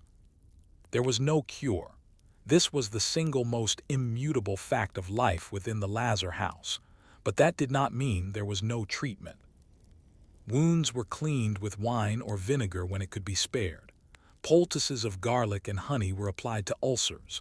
Warm water steeped with comfrey, calendula, or yarrow helped ease swelling. Brother Elias kept a jar of lard and ash he used to coat cracked skin. When pain was unbearable, he offered poppy water, though he rationed it carefully. The infected often lost feeling before they lost limbs. Cuts went unnoticed. Infections crept in. Gangrene was a frequent guest. Amputations were rare and often fatal. Most of the time, the disease claimed the body slowly, piece by piece. But within these slow declines, there were small victories. A sore that closed, a pain that eased, a good night's sleep. And there were moments of laughter, rare, strange, but real. On feast days they sang. On midsummer they lit a fire and passed around dried berries soaked in wine. Even dying men, it seemed, could still laugh. The burden of fear. The greatest weight in the Lazar house was not disease, it was distance. The space between the residents and the lives they once lived. Families left behind.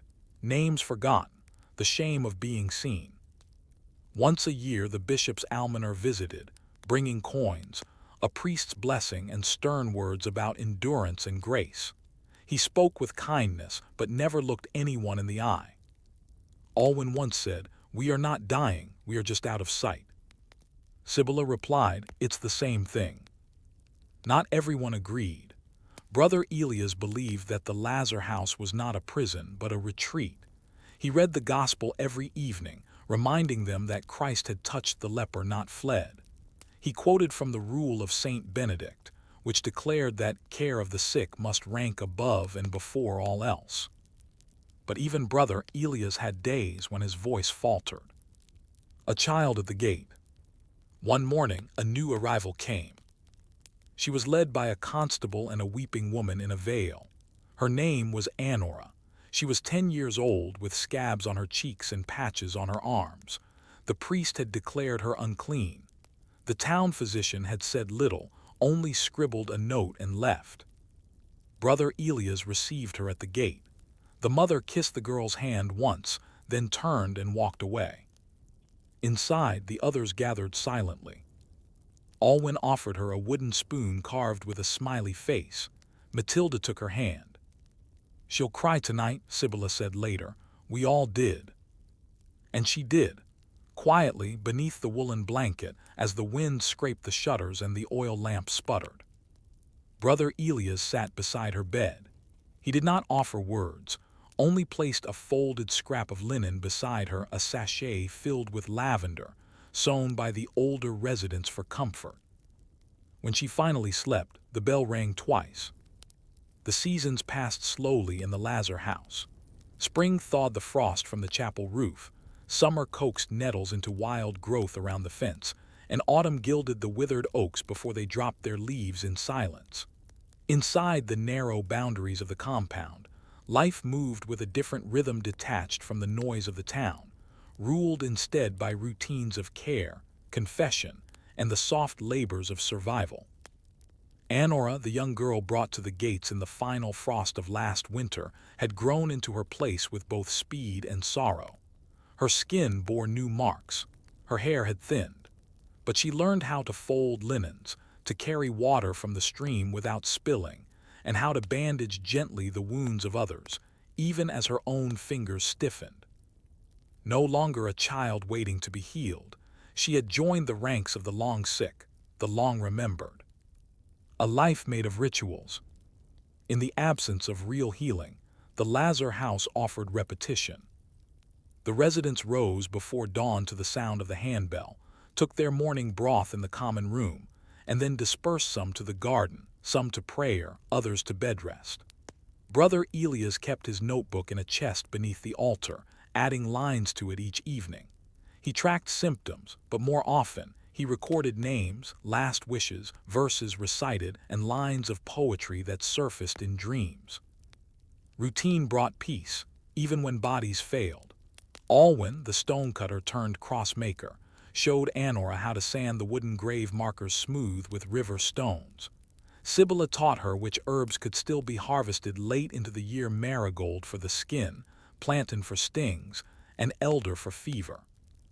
The Lazar House was a place where old skills found new life, reworked to fit weakening hands and shortened breath. A visit from the outside. One Thursday in midsummer, a priest from the cathedral came unannounced. His robes were clean, his shoes unscuffed by mud. He stood at the edge of the property and did not cross the threshold.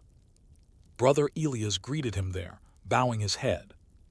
"I bring a message from the bishop," the priest said. "There are concerns from the town about contact. It's been suggested the alms procession be shortened, or better still discontinued." Elias said nothing at first.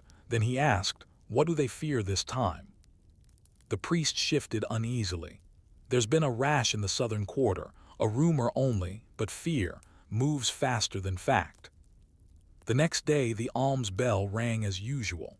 The residents, cloaked and cautious, walked the road in single file. Elias carried the petition from the bishop in his satchel and did not read it aloud. That week fewer people stopped. The baskets returned only half full, but even half full meant they would eat. A death and a custom renewed. In early autumn, Matilda, the quiet girl who had taken Anora's hand on her first night, fell ill with fever. It was not her disease that killed her, but an infection from a small burn suffered while boiling water. The wound had been slow to heal, and her strength had waned. She died in her bed just before lauds. Brother Elias read the psalms over her body as the others stood in the doorway, heads bowed. Her burial was simple, as all were. Alwyn carved her name into a cross. Sibylla placed a sprig of thyme at her feet. Anora, with trembling hands, folded Matilda's linens one last time, then placed them into the fire. A week later, Anora asked to ring the bell. No one stopped her. She walked the road with Alwyn beside her, holding the bell not as a warning but as a remembrance. She said nothing. She did not need to. The sound echoed over the fields, 3 soft rings, spaced like breath. A man on horseback paused, then passed. A woman dropped a pear into the basket without speaking. A child waved. Back at the Lazar House, they boiled the pear and shared it in silence. The physician's visit. Some time before the first snowfall, an unfamiliar figure appeared, a man on foot, cloaked in brown with a leather satchel slung across his chest. He introduced himself simply, "Master Arnold, physician from the university." Brother Elias looked at him with suspicion. Few university men ever visited. Fewer still stayed long. Arnold did not recoil at the sight of sores. He did not flinch when hands trembled or skin cracked open with movement. He examined Sibylla's cough, lanced a boil for Alwyn, and gave Anora a small salve to ease the aching in her legs. When Elias asked why he had come, the man replied to see. "See what?" "What we've forgotten." He stayed for 5 days, sleeping in the chapel under the icon of St. Lazarus. Before leaving, he gave Elias a bundle of dried herbs and a scroll of notes. "There may be no cure," he said, "but there is care still to be improved." The residents spoke of him for weeks after, not because he healed, but because he listened. Memory in the margins. The winter was long, as winters often are. More died. Others simply faded. Sibylla, so often the strength of the group, passed quietly after Epiphany, her breath dwindling to a whisper. She left behind a bundle of songs, old folk verses stitched into a torn piece of wool. Anora found it beneath her mattress. She sang one of them during the next morning's prayers, not as liturgy, but as memory. Wind in the thorn tree. Voice in the night. The bell does not warn. It remembers the light. Brother Elias wrote the words in his ledger. The Lazar House had become, in time, more than a hospice. It had become a library of lives recorded in song, in story, in small kindnesses exchanged across years of exile. The echoes of charity. One spring day the gate creaked open and a familiar face appeared. It was Anora's mother. Her veil was gone. She had aged, lines carving deeply across her mouth. She did not step forward. She only stood. Anora watched her from the chapel window. They did not speak, but the woman raised her hand hesitant, shaking slightly, and pressed it to her chest. Anora did the same. No further contact was needed. Later that day, Anora returned to her weaving and began stitching a new sachet of lavender. She placed it by the bedside of a newcomer, a farmer recently arrived, trembling with fear and shame. "You're not alone," she whispered. Then she rang the bell. Twice, then once more. There are places that slip through the cracks of maps not because they are lost, but because they are set aside. The Lazar House was one such place. Neither village nor monastery, neither hospital nor prison. It was both visible and invisible. It stood in plain sight and yet went unnoticed by most who passed it on the road. And perhaps that was the cruelest thing about leprosy in the medieval mind. Not just that it disfigured the flesh, but that it disfigured a person's place in the world. But within the Lazar House, life continued not heroic or dramatic, but purposeful, humble, and real. Anora's work. By the time she was 16, Anora had become a guide of sorts.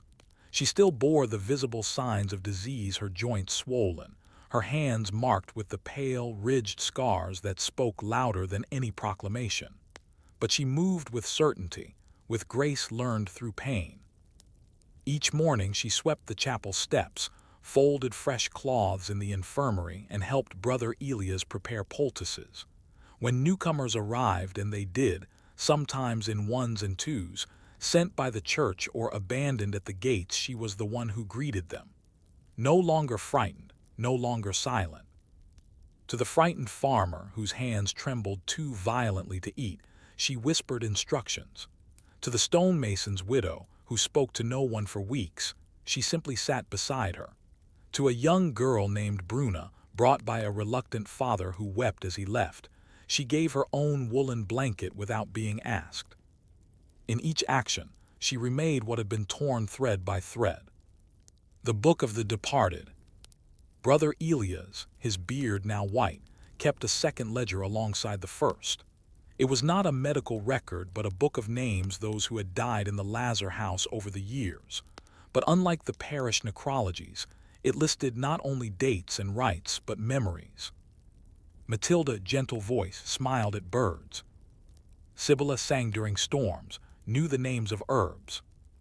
Alwyn carved each cross with care. The entries were simple, but each was deliberate. They resisted the world's amnesia. They declared in quiet script that these people had lived.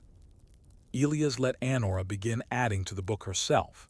She wrote slowly, her hand sometimes shaking from weakness, but the words were hers.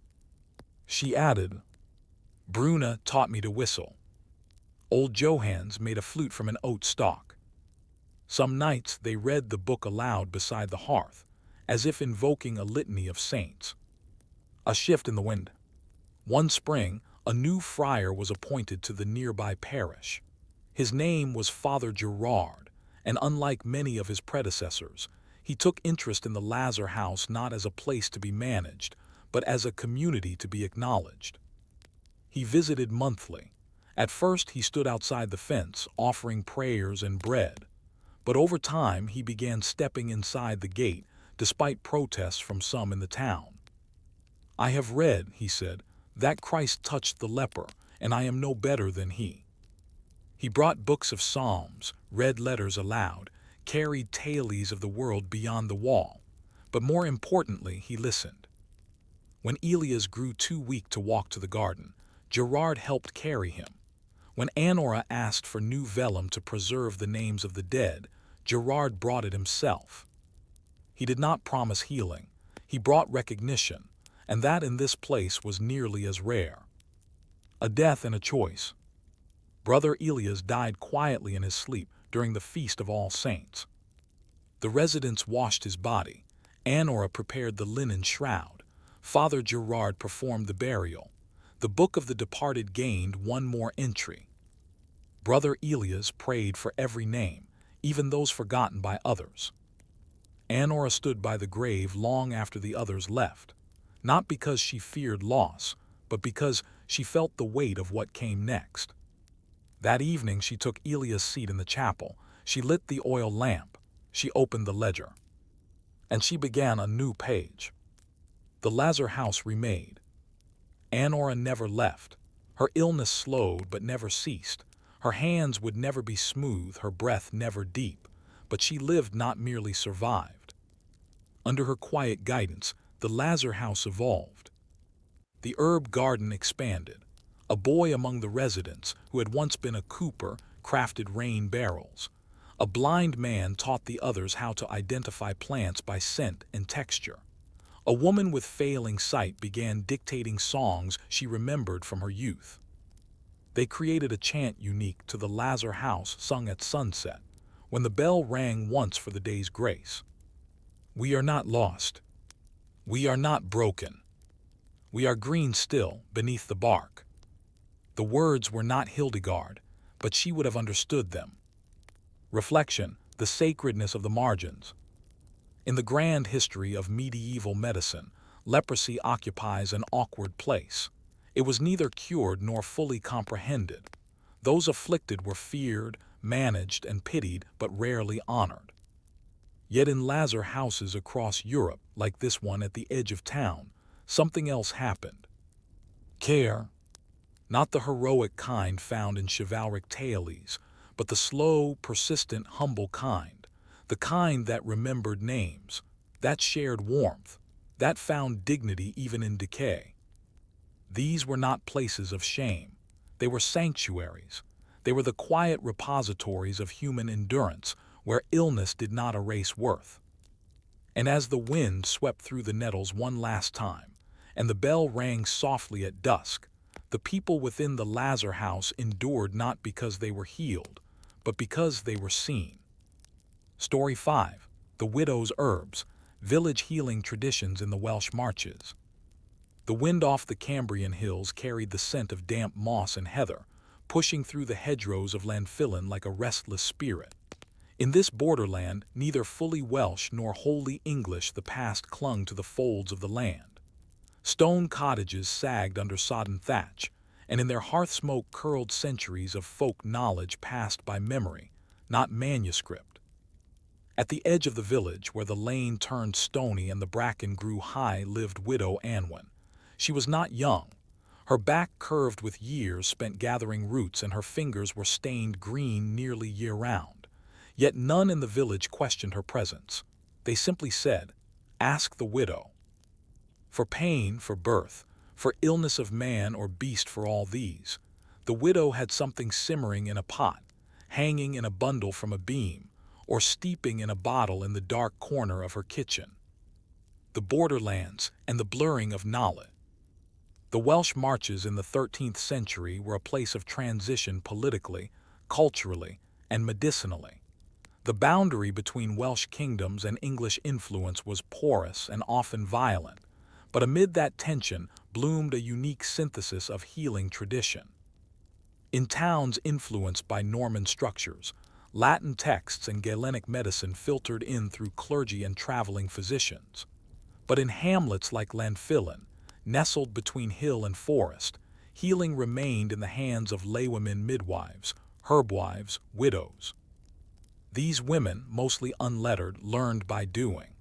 They knew the time of year when foxglove leaves had the most potency.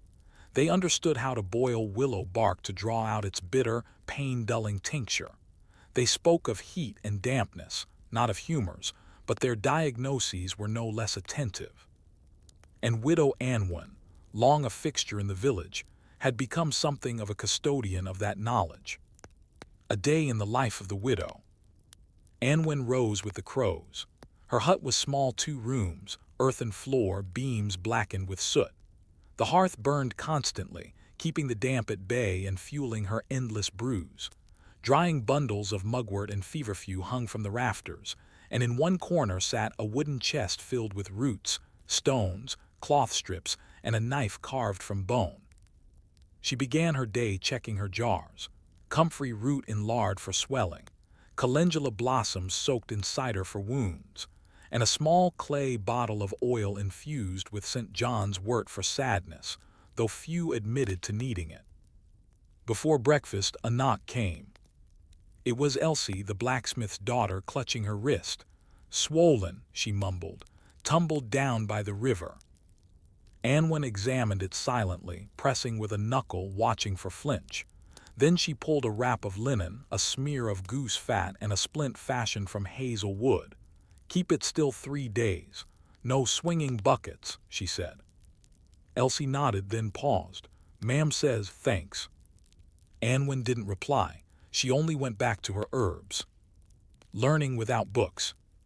No university would have accepted Anwen, even if she could read. Women were excluded, and village healers dismissed as ignorant or superstitious. Yet her knowledge was deep. She knew which phase of the moon drew more sap into the roots. She tracked the taste of watercress to judge if a river had been fouled upstream. She spoke to bees before stealing honey, whispering apologies into their hives. Her learning had come from her own mother, now buried under a hawthorn tree beyond the village. Anwen spoke to that grave sometimes, mostly when she needed courage before a difficult birth, or when the sickness that visited sheep in springtime returned. She kept no written records, only memory, shaped by rhythm, season, and suffering. Rumors and respect. People both feared and depended on her. Children whispered that she spoke to trees.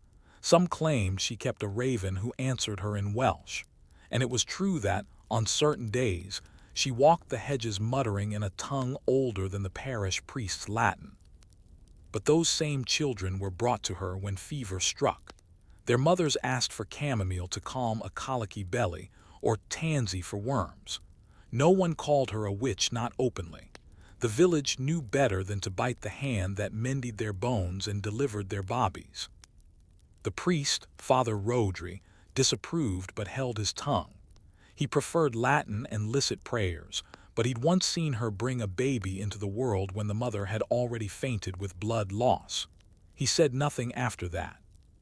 A visit in the rain. One evening, a rider came up the lane, mud-slicked and pale. He bore the livery of a Norman household from 2 valleys over. His master, a minor lord, was ill with what the house physician called bloody flux. The local apothecary's remedies had failed. Anwen asked no questions. She packed dried blackberry leaves, powdered oak bark, and a small vial of vinegar steeped with agrimony. "If he can still sip, this will help." The messenger hesitated. "They say you're kind, doesn't answer to the church." She looked at him without blinking. "If your lord dies, the church won't carry his corpse down the mountain in this rain. I've seen to that before." He left without further comment. Weeks later, another rider came. The lord had recovered. He sent coin 2 silver pennies. Anwen refused them, but she kept the thank you letter, though she could not read it, tucked between bundles of dried lavender. A birth and a blessing. Midwinter brought one of the worst storms in memory. Roofs caved, sheep froze in the pastures, and the village huddled by their hearths. During the 3rd night, a knock came, faint, slow. It was Megan, barely 17, in labor with her first child. Her breath steamed in the dark, and her hands shook from cold and fear. Her husband stood helpless behind her. Anwen had seen hundreds of births, but this one was difficult. The baby came breech. The mother fainted from the effort. But through it all, Anwen worked, hands steady, voice quiet. She hummed an old Welsh tune that no one else remembered. At dawn, the child cried. Megan wept. The husband dropped to his knees in thanks. And Anwen, with aching knees and sleeves soaked in blood, simply poured herself a cup of nettle tea and sat in the hearthlight, watching the steam curl like incense. When the snow finally melted from the blackthorn branches and the lanes turned from frozen ruts to thick brown slurry, the village of Llanfillin began to stir from winter's hush. The sheep bleated again in the low fields. Chickens scraped dirt from around the stone steps, but at the edge of the village, nothing changed. Anwen had never paid winter much mind. For the widow, every season was part of the same long cycle, a circle of watching, tending, gathering, and waiting. She had buried 4 children, survived 2 bad fevers, 1 war, and a marriage that left more silence than grief. Her husband had died nearly 2 decades ago in a rockfall during a sheep shearing, and the cottage had been hers ever since. Hers and the village. The garden as archive. Anwen's garden, fenced with twisted hazel and dog rose, was not a pretty thing. It sprawled with intention, not beauty. The rows curved with the hill, not in straight lines, but every inch of it was memory. She knew where the comfrey had taken root after her mother's death, where the burdock grew tallest after the drought of '59, and which patch of ground produced the strongest valerian in wet years. Her garden, like her practice, was full of invisible wisdom markers seen only by those who had lived long enough to notice. There was no parchment list of what she grew, yet she could recite from memory what was due to bloom each week from Beltane to Samhain. It was here she taught the girls who sometimes came daughters of mothers who trusted her, or younger women frightened by a swelling or a late monthly flow. To those who dared ask, she gave more than tinctures. She gave understanding, where to find nettle before the frost, when not to pull mandrake, how to brew mugwort and when to stop. But she was always careful. She never taught too much and never all at once. She knew that too much knowledge, in the wrong hands or in envious hands, could become accusation. Fear, folklore, and firelight. Whispers were inevitable. Some said Anwen could speak to the dead. Others said she had a fox familiar that watched her garden. One child insisted that he'd seen her talking to the well at dusk and that the water glowed. The tales were silly, but they served a purpose. They kept the curious distant. They created a respectful margin around her life. And yet, Anwen knew how quickly such stories could twist. She had once seen a hedgewoman from a neighboring village accused of casting the milk blight, a vague sickness blamed for cows refusing to give. The woman, old and half-blind, had been beaten, her cottage burned, her herbs stomped into the mud. After that, Anwen never let her garden grow too wild, nor her herbs hang in doorways too long. She observed the feast days, nodded to the priest, and always greeted children with gentleness. She wasn't afraid, but she was aware. Illness in the valley. That spring, a sickness came down from the hills.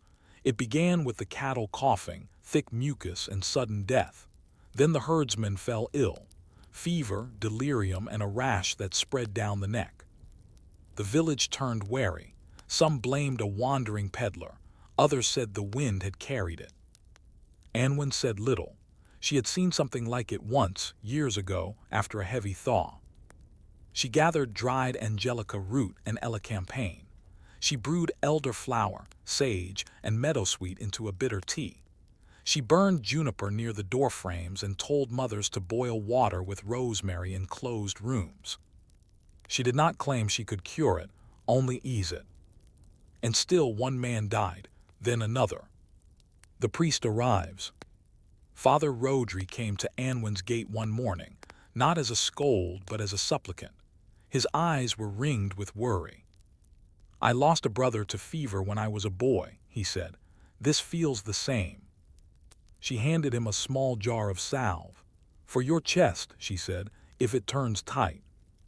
He hesitated, then asked, "Is it punishment for our sins?" She met his gaze, calm and unmoved.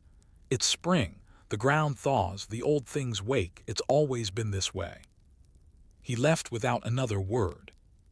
Tensions rise. Despite her efforts, not all trusted her presence. When the mayor's daughter fell ill, he called for a traveling surgeon from Shrewsbury, an educated man with fine boots and a sharp tongue. The surgeon examined the girl, then her chamber, then scoffed at the herbs drying in the rafters. "These country brews," he muttered, "do more to clog the body than cleanse it." Anwen stood nearby, silent, her hands clasped. He offered a powder imported from Genoa, and ordered the room cleared of smoke and flowers. 3 days later, the girl was dead. No one blamed the surgeon. No one spoke of Anwen. But a pot of herbs was left on the church step the next morning, and the next, and the next. A healing and a shift. By midsummer the sickness faded. Those who had survived grew stronger. The air smelled of fern and wet soil. Bobbies were born again. Sheep grazed in quiet fields. One morning, the blacksmith's son, once near death, walked to Anwen's gate carrying a carved wooden comb. "For you," he said. "Ma'am says thanks." She accepted it wordlessly, turning it over in her fingers. That evening, she placed it beside a small, worn ribbon in her chest, one of the few items she had from her own childhood. The young come asking. As the season turned again, 2 young women came to her, neither sick but curious. They asked questions, not just about herbs but about seeing. How did Anwen know when someone was truly ill? How could you tell if a tincture had gone wrong? Could a tea break a fever and a heart? Anwen did not answer quickly, but she boiled water, laid out crushed yarrow, and showed them how to fold a linen wrap. "There's no power in the plant," she said. "The power in the patients." They returned each week after that. She began to hope not for herself, but for the knowledge that it might outlive her bones. A question carried on the wind. One morning, Anwen sat on her stool, watching mist rise from the fields. She whispered, mostly to herself, "What happens when the last one who remembers is gone?" She looked down at her hands, veined, stiff, still stained green. She had no answer. But she stood, lit her fire, and began again. Autumn crept quietly into Llanfillin. The heather dulled to rust, the mist rolled in low from the hills, and the hush that had always lived on the edge of the village pressed a little closer. With it came the fading of light and the slow dying of leaves, a season of drawing in, of gathering what could still be harvested before frost made the earth too hard to dig. In Widow Anwen's garden the roots grew fat and patient. The leaves began to curl and droop. The air smelled of old bark and damp stone. She moved slowly now, each step deliberate, her basket lighter, her shoulders more tired. But still, each morning she walked the rows. Still, she whispered to the plants. Not in magic, not in fear, but in memory, teaching in the shadow of winter. The 2 girls, Nerys and Gwendoline, had kept coming. They no longer asked what each herb did. Instead, they asked why. Why rose hips for grief? Why mullein for the lungs? Why bathe feet in marigold after a long walk? And Anwen answered not with recipes, but with rhythm. "Because the body listens," she said. "Because the ground remembers." She taught them how to listen for the breath behind the cough, how to hear despair in a voice before it turned to silence, how to watch a mother's hands when she smiled to know if her child slept through the night or not. She no longer walked to the village. She didn't need to. People came to her, not just the sick but the uncertain, the confused, the burdened. Her cottage, once a place of whispered fear, had become something else. A place where knowledge rooted itself deeper than any tree. The bishop's inquiry. News arrived one October morning. A bishop's clerk would be visiting nearby towns to survey local religious observance and irregular practitioners. It was the kind of notice that made women like Anwen wary.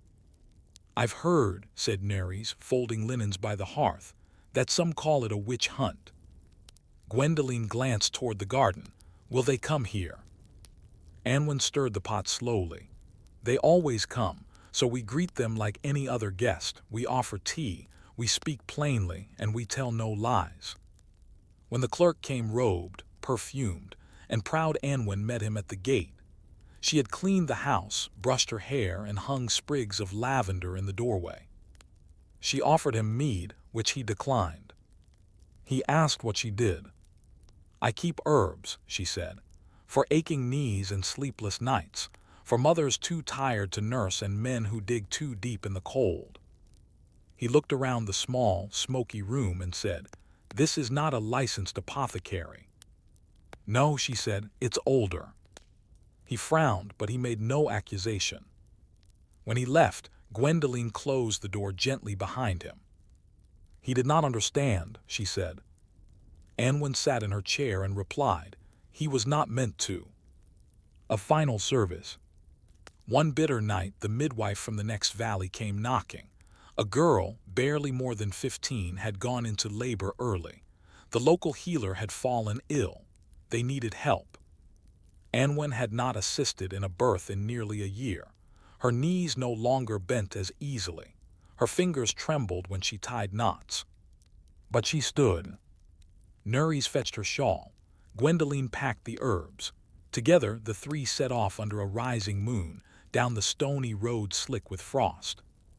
The cottage was poor and cold. The girl Sion was pale and already bleeding. Anwen worked without comment. Warm compresses, mullein tea, rhythmic breath, a low song in Welsh. The child came just before dawn, alive wailing.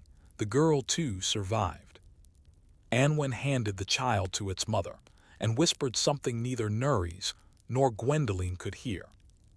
When they returned home, Anwen went straight to bed. She did not rise the next morning. The widow's death. Anwen's death was quiet, without pain, without fear. She was found in her bed, eyes closed, hands folded across her chest. On her bedside table sat a sprig of sage and a scrap of wool embroidered with an old symbol of the sun. Gwendoline wept openly. Nerys sat in silence. They washed her body. They dressed her in clean linen. They laid her in the garden beneath the hawthorn where her mother had been buried. The priest said his rites. The village came. Even those who had whispered, even those who had kept their distance. One by one, they left bundles rosemary, thyme, dried rose hips, sprigs of ivy. A baby was brought forward to lay a single violet in the grass. A book begins. That winter, Nerys and Gwendoline cleaned the house but did not close it. They stoked the fire. They opened the shutters each morning. They kept the herbs in their places. And they began to write. Not in Latin, not in formulas, but in the old way. For cuts that bleed too fast, yarrow and pressure. For hearts that do not sleep, hawthorn and quiet. For those who mourn, warmth, time, and someone who listens. They stitched the pages together with thread from Anwen's basket. They called it What Grows After. Reflection, the quiet line of hands. History rarely records the names of women like Anwen. There are no stained glass windows of her in cathedrals, no illuminated manuscripts bearing her seal. Her healing was passed through whispers and actions, not proclamations. Through bruised fingers, dirt under fingernails, and countless nights spent at bedsides no one else dared enter. But her knowledge endured not because it was written in books, but because it was used. Because it was shared. In hedgerows and hearths, in gardens where the soil remembered more than any monk's scroll, in daughters who taught daughters who taught daughters. These were the caregivers no one chronicled. The ones who knew that medicine was not always found in doctrine or degrees, but in the green shoot growing from last year's ash. And if you stand on the lane past Llanfillin, near the brambled hedge, you may still hear it. A quiet voice carried on wind. And the scent of sage. Story 6, The Healing Pilgrim, St. Thomas's Shrine and the Sick Who Traveled. They came with limps, with coughs, on crutches in carts. Some were carried, others crawled. They came in silence, in prayer, in desperation, and in pain. The road to Canterbury was not easy in the 12th century, not for the hale, and certainly not for the sick, but still they came.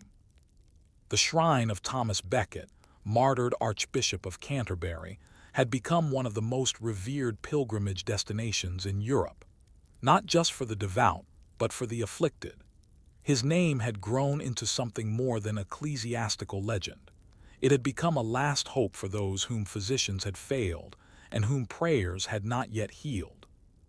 They called it Seeking St. Thomas. And so they did. The murder that made a miracle. The story began, as such stories often do, in blood.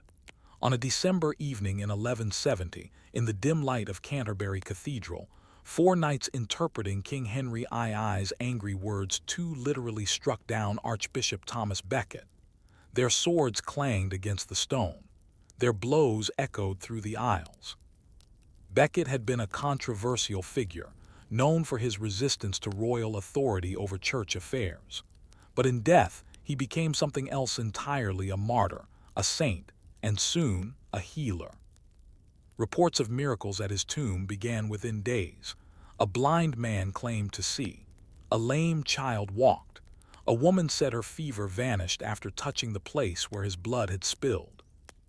The church, never slow to recognize divine PR, moved quickly. Within 3 years, Pope Alexander III had canonized Becket. A shrine was established, and the pilgrims began to arrive. Pilgrimage as healing. In the medieval mind, illness was not simply a physical ailment. It was often spiritual: a punishment, a test, a burden to be lifted through repentance. Pilgrimage, therefore, was not just travel, it was penance, a bodily offering of hardship in exchange for divine grace. For the sick, this meant something more. The journey itself became part of the cure. Each mile was a prayer, each blister a confession. To walk to Canterbury with a twisted spine or weeping ulcers was to say to God, "See how much I need this." Many began their trek months in advance. They sold belongings to finance carts. They relied on the charity of villagers and monasteries along the way. Entire families sometimes came, one member sick, the others helping carry or push. The final goal was the shrine, first the crypt, and later the magnificent golden tomb erected behind the high altar. But for many, healing did not wait until the cathedral. It came somewhere along the journey, unannounced and unexplained. The healer's ledger. Among the many caretakers of the shrine, few were more devoted than Brother Oswin, a Benedictine assigned to record the pilgrims' claims. He was not a man of emotion, but of ink and order. His task was to keep the ledger, writing down names, ailments, locations, and what happened after touching the shrine or drinking from the nearby healing well. He filled page after page with entries like: William, son of Edwin, aged 9, lame from birth, walked after kneeling at the tomb. Aelred of Essex, blind from age 13, claimed vision restored after sleeping by the south wall. Hilda, a midwife from Flanders, cured of seizures after drinking water from St. Thomas's spring. He made no comment on truth. That was not his place. He simply recorded. But over time, even Oswin began to notice patterns. Suffering on the road. Not all who came found healing. Brother Oswin also kept a separate book, hidden behind the reliquary cabinet, an account of those who died on pilgrimage. It was not official. No one had asked for it, but he felt someone should remember. Unnamed man arrived by cart, raving with fever, died at the north gate. Martha, widow from Bristol, collapsed upon arrival, buried near the priory wall. For many, the journey was too much. Disease, fatigue, exposure, it claimed dozens each year. But even these pilgrims were not considered failures. Their deaths were seen as offerings in themselves, a holy exit, a sacrifice of the flesh in search of the spirit's peace. Still, Oswin wondered, as he lit candles for the dead, whether their healing had been left unfinished, or whether perhaps, as some believed, it had been granted in a way no one on earth could measure. A child with a bell. One summer, a girl named Katrin arrived with her uncle, both of them poor and sunburnt. Katrin's legs had never worked properly. She could barely move them, and her back twisted in pain. She wore a small bell around her neck, not as a warning like lepers, but so her uncle could hear if she fell behind. They had walked for 6 weeks. At the shrine, she kissed the stone. She did not speak, she only wept, and when she left, she could still not walk. But the next morning, she laughed for the first time in years. Brother Oswin recorded her name, not in the miracle book, not in the death book. but in a scrap of parchment he kept in his robe. Later he told the friar, "Not every healing is of the body." The water in the wall. Beside the cathedral ran a small spring, believed to have emerged after Becket's blood soaked the ground. Pilgrims filled jars with its water. Some drank it on the spot. Others carried it home across miles. The spring was tended by an old woman named Merowyn, who had once made her own pilgrimage and never left. She said she had been cured of an affliction of despair, and now served as keeper of the water. She added herbs to it, angelica, mint, sometimes just a bit of honey. She claimed it helped even when belief did not. And perhaps it did. For the exhausted, the thirsty, the hopeful, a warm cup of clean water was no small gift. Oswin wrote her name down too. She never asked him to.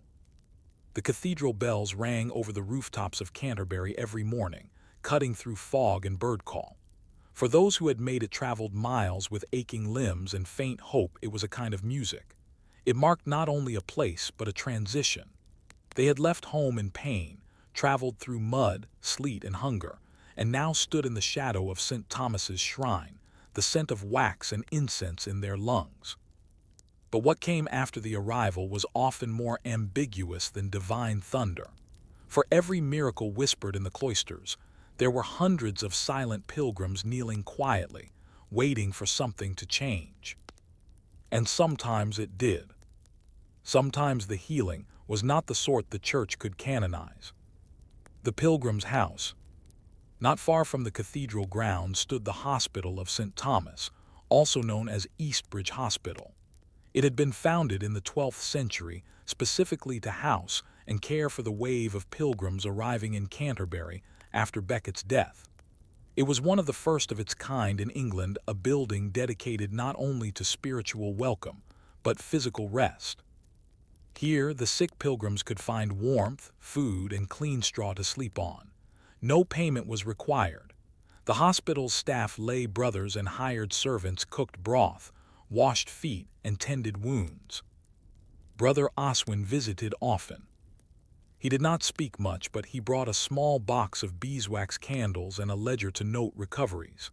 He watched, listened, and sometimes sat with the dying. He never judged. There were many like him, volunteers, monks, even retired knights who had themselves been healed in earlier years and stayed to help others. Among them was a former soldier named Ivo, who had once arrived at Canterbury with a festering spear wound and stayed behind to feed the sick. "I was healed," he said, "not by Becket, but by the cook who gave me soup every morning." Types of healing. Healing came in many forms at the shrine, and not all were physical. Some pilgrims arrived with madness, despair, or visions that plagued them. A mother once brought her adult son, bound in ropes, screaming at angels only he could see. After days spent in the cathedral crypt, he calmed, knelt in silence, and began to sing plain chant. Was it a miracle or rest? Another man, broken by grief after losing his children to a plague, came simply to pray. He left still grieving, but found the strength to return to his trade. He claimed that Thomas had carried his burden for a while. Brother Oswin entered these in his personal book, not the official miracle records. He believed there were kinds of healing the church would not recognize, but which God surely did. The marketplace of the holy. As the cult of Becket grew, so did its infrastructure. Pilgrims purchased tokens, lead badges stamped with the image of St. Thomas or his sword. These pilgrim signs were worn on cloaks or hats to signify that one had completed the journey. For some, they were symbols of triumph. For others, of obligation fulfilled. Local merchants sold pieces of cloth said to have touched the shrine, ampuli filled with water from Becket's well, and even slivers of holy stone from the cathedral itself. Some clergy frowned on this trade, warning against exploitation. But the pilgrims often didn't care. They needed something to take home, proof, hope, a reminder. And who were the clerics to say that a scrap of cloth couldn't carry the weight of belief? Ailing children. Among the most heartbreaking and hopeful of pilgrims were the children. Many were carried, swaddled and whimpering, too weak to walk. Others stumbled along behind their parents, coughing, limping, eyes dull from fever. The cathedral's southern aisle became a quiet place for these children. Parents would lay them gently on the stone floor near the tomb, sometimes leaving them there for hours while they prayed. One such child was named Bertie, 5 years old, pale, and barely breathing from some unnamed sickness. His mother, Maud, had made the journey from Norfolk alone with him. She had no money, only a scarf tied at her waist to carry the boy. Each day for a week, she brought him to the shrine and laid him beside the stone. Each day she whispered, "Please, St. Thomas, just one more day." Bertie lived, slowly then more certainly. By the end of their stay he could sit up. By the time they left he waved goodbye to the monks. Oswin wrote the name with trembling fingers. He had seen too many children die. This one, he believed, had been held if not by Becket, then by hope itself. Controversy and skepticism. Not everyone believed in the healing power of the shrine. Some nobles dismissed the tales as superstition. Some physicians scoffed at the idea that touching a tomb could cure infection. The chronicler Gervase of Canterbury once noted that many sought miracles where good hygiene might have sufficed. There were even claims quietly spread that certain miracles were staged, that healed pilgrims had been actors or confused souls with transient symptoms. And yet the crowds did not thin. For in a world without antibiotics, without psychiatric care, without consistent nutrition or safety, what else was there but faith? The pilgrimage home. Leaving the shrine was often harder than arriving. The journey home held no holy goal, no crescendo of hope. But it was on that journey that many pilgrims finally realized whether healing had occurred. A man whose pain had vanished at the shrine might find it return 3 days later. A child who had spoken for the first time at the tomb might lapse into silence again. But others walked stronger, not just in limb but in spirit. They had done it, they had reached it. And that in itself was healing. They returned home not cured but changed. Brother Oswin never saw most of them again. But in his books their names remained, not as relics but as reminders that healing, like faith, is not a moment but a journey. The sun filtered through the great stained glass windows of Canterbury Cathedral, casting red and blue shadows across the flagstones. The scent of melted wax mingled with damp stone and the faint, metallic tang of old blood. The shrine of St. Thomas Becket stood at the heart of it all, glittering, golden, enshrined behind screens, revered and watched. It had become more than a resting place. It was a theater of suffering and hope, of belief and bargaining, of silence and whispered joy.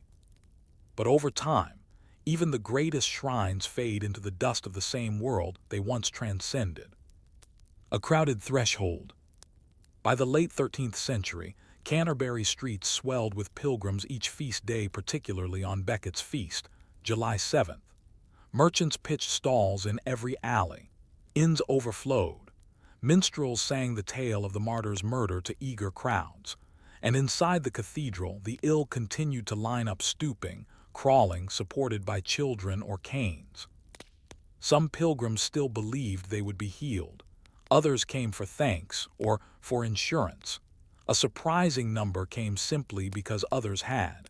The pilgrimage had become its own tradition, woven into the fabric of the Christian calendar. And with the growing crowd came growing skepticism, even among the clergy. Brother Oswin, older now, slower in his steps, continued to record names, but his notes had changed in tone. William of Dover, sore leg, stayed 6 days, departed unhealed. Marjorie of York, claimed vision of Thomas in dream, no outward sign of change. Boy named Joel laughed after years of silence. Some said it was coincidence, I am not so sure. The ledger had become less a record of miracles and more a catalogue of attempts, some successful, most uncertain. Thomas the Man and the Saint. In the margins of cathedral texts, scribes began to note not only the miracles of Becket, but the politics that shaped his sainthood. Was he a martyr for the church, a rebel against the crown, a convenient emblem? The theologians debated, but the sick did not. They continued to come, because it did not matter if Thomas had been perfect. It mattered only that someone had died for principle, and that death had become a source of solace. In this way, Becket remained holy, not because of theology, but because people needed him to be. The quieting of the shrine. Then, in 1538, it stopped. Henry VIII, now supreme head of the church in England, ordered the shrine dismantled. The Reformation had arrived, and with it, the rejection of saintly intercession. Becket, once England's most beloved martyr, was declared a traitor. His bones were removed. His name struck from calendars. His golden shrine melted down and sent to the royal treasury. Pilgrimage itself was condemned. The cathedral emptied. No more miracle books were kept. No more candles lit by hopeful hands. Brother Oswin had long since died by then, but his records remained hidden, preserved, tucked away behind crumbling ledgers. The silence settled slowly. It crept into the cathedral stones and the empty roadways once worn down by feet and wheels and crutches. Memory in the grass. And yet even centuries later, pilgrims still came. They no longer knelt at a tomb. There was no golden shrine to kiss, no holy water to drink. But some still came. They sat quietly in the aisle once lined with candles. They whispered names. They left folded notes between floor tiles. They paused at the place where the martyr's altar had stood, closed their eyes and hoped. The caretakers noticed. Some said nothing. One elderly verger began keeping a notebook, not official, not public. In it she recorded names. Anna, lost child to illness, came from Sussex, lit candle, cried. Jasper, age 10, recovering from brain surgery, asked if saints still listen. No name left note, please help me carry this pain. The lingering healing. The shrine no longer glittered. But something remained. In the stories, in the footprints etched into stone, in the surviving relics locked in chests in parish churches far from Canterbury, in the thousands of names written in ledgers, whispered in halls, etched into minds. Healing, it turned out, did not require gold. It required memory, a place, a person who once was real and became more than real. Thomas Becket had been a man, then a martyr, then a saint. Then, perhaps most powerfully, a symbol of hope for the broken. Not because he always healed, but because people believed he might. And sometimes that was enough.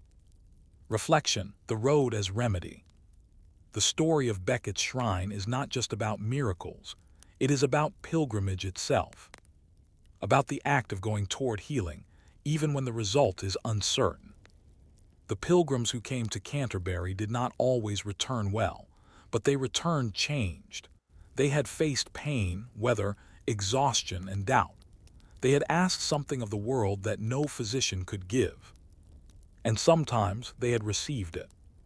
We still seek our own shrines, perhaps not in cathedrals, perhaps not marked by saints, but in hospitals, in support groups, in long walks with people we trust, in the quiet faith that if we carry our pain forward long enough, someone will meet us on the road. The shrine is gone, but the pilgrimage remains. Story 7. In the Apothecary's Shadow, the lives of women in early medical shops.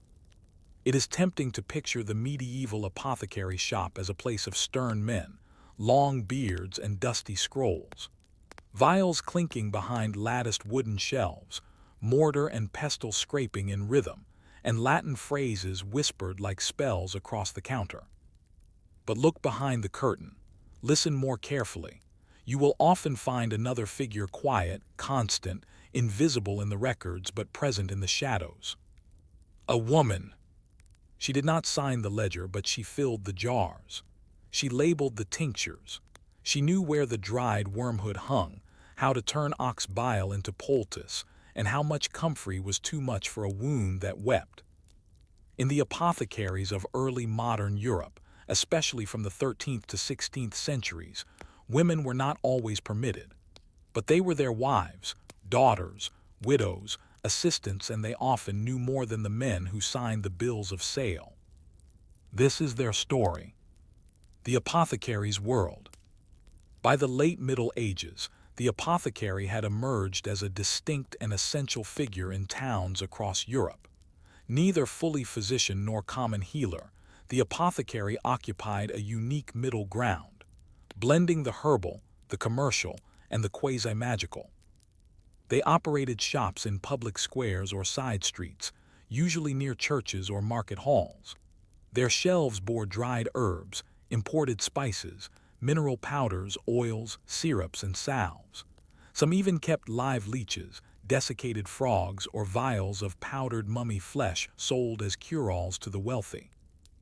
Apothecaries often worked in concert with physicians, filling prescribed mixtures, but they also dispensed advice to the poor, who couldn't afford formal diagnoses.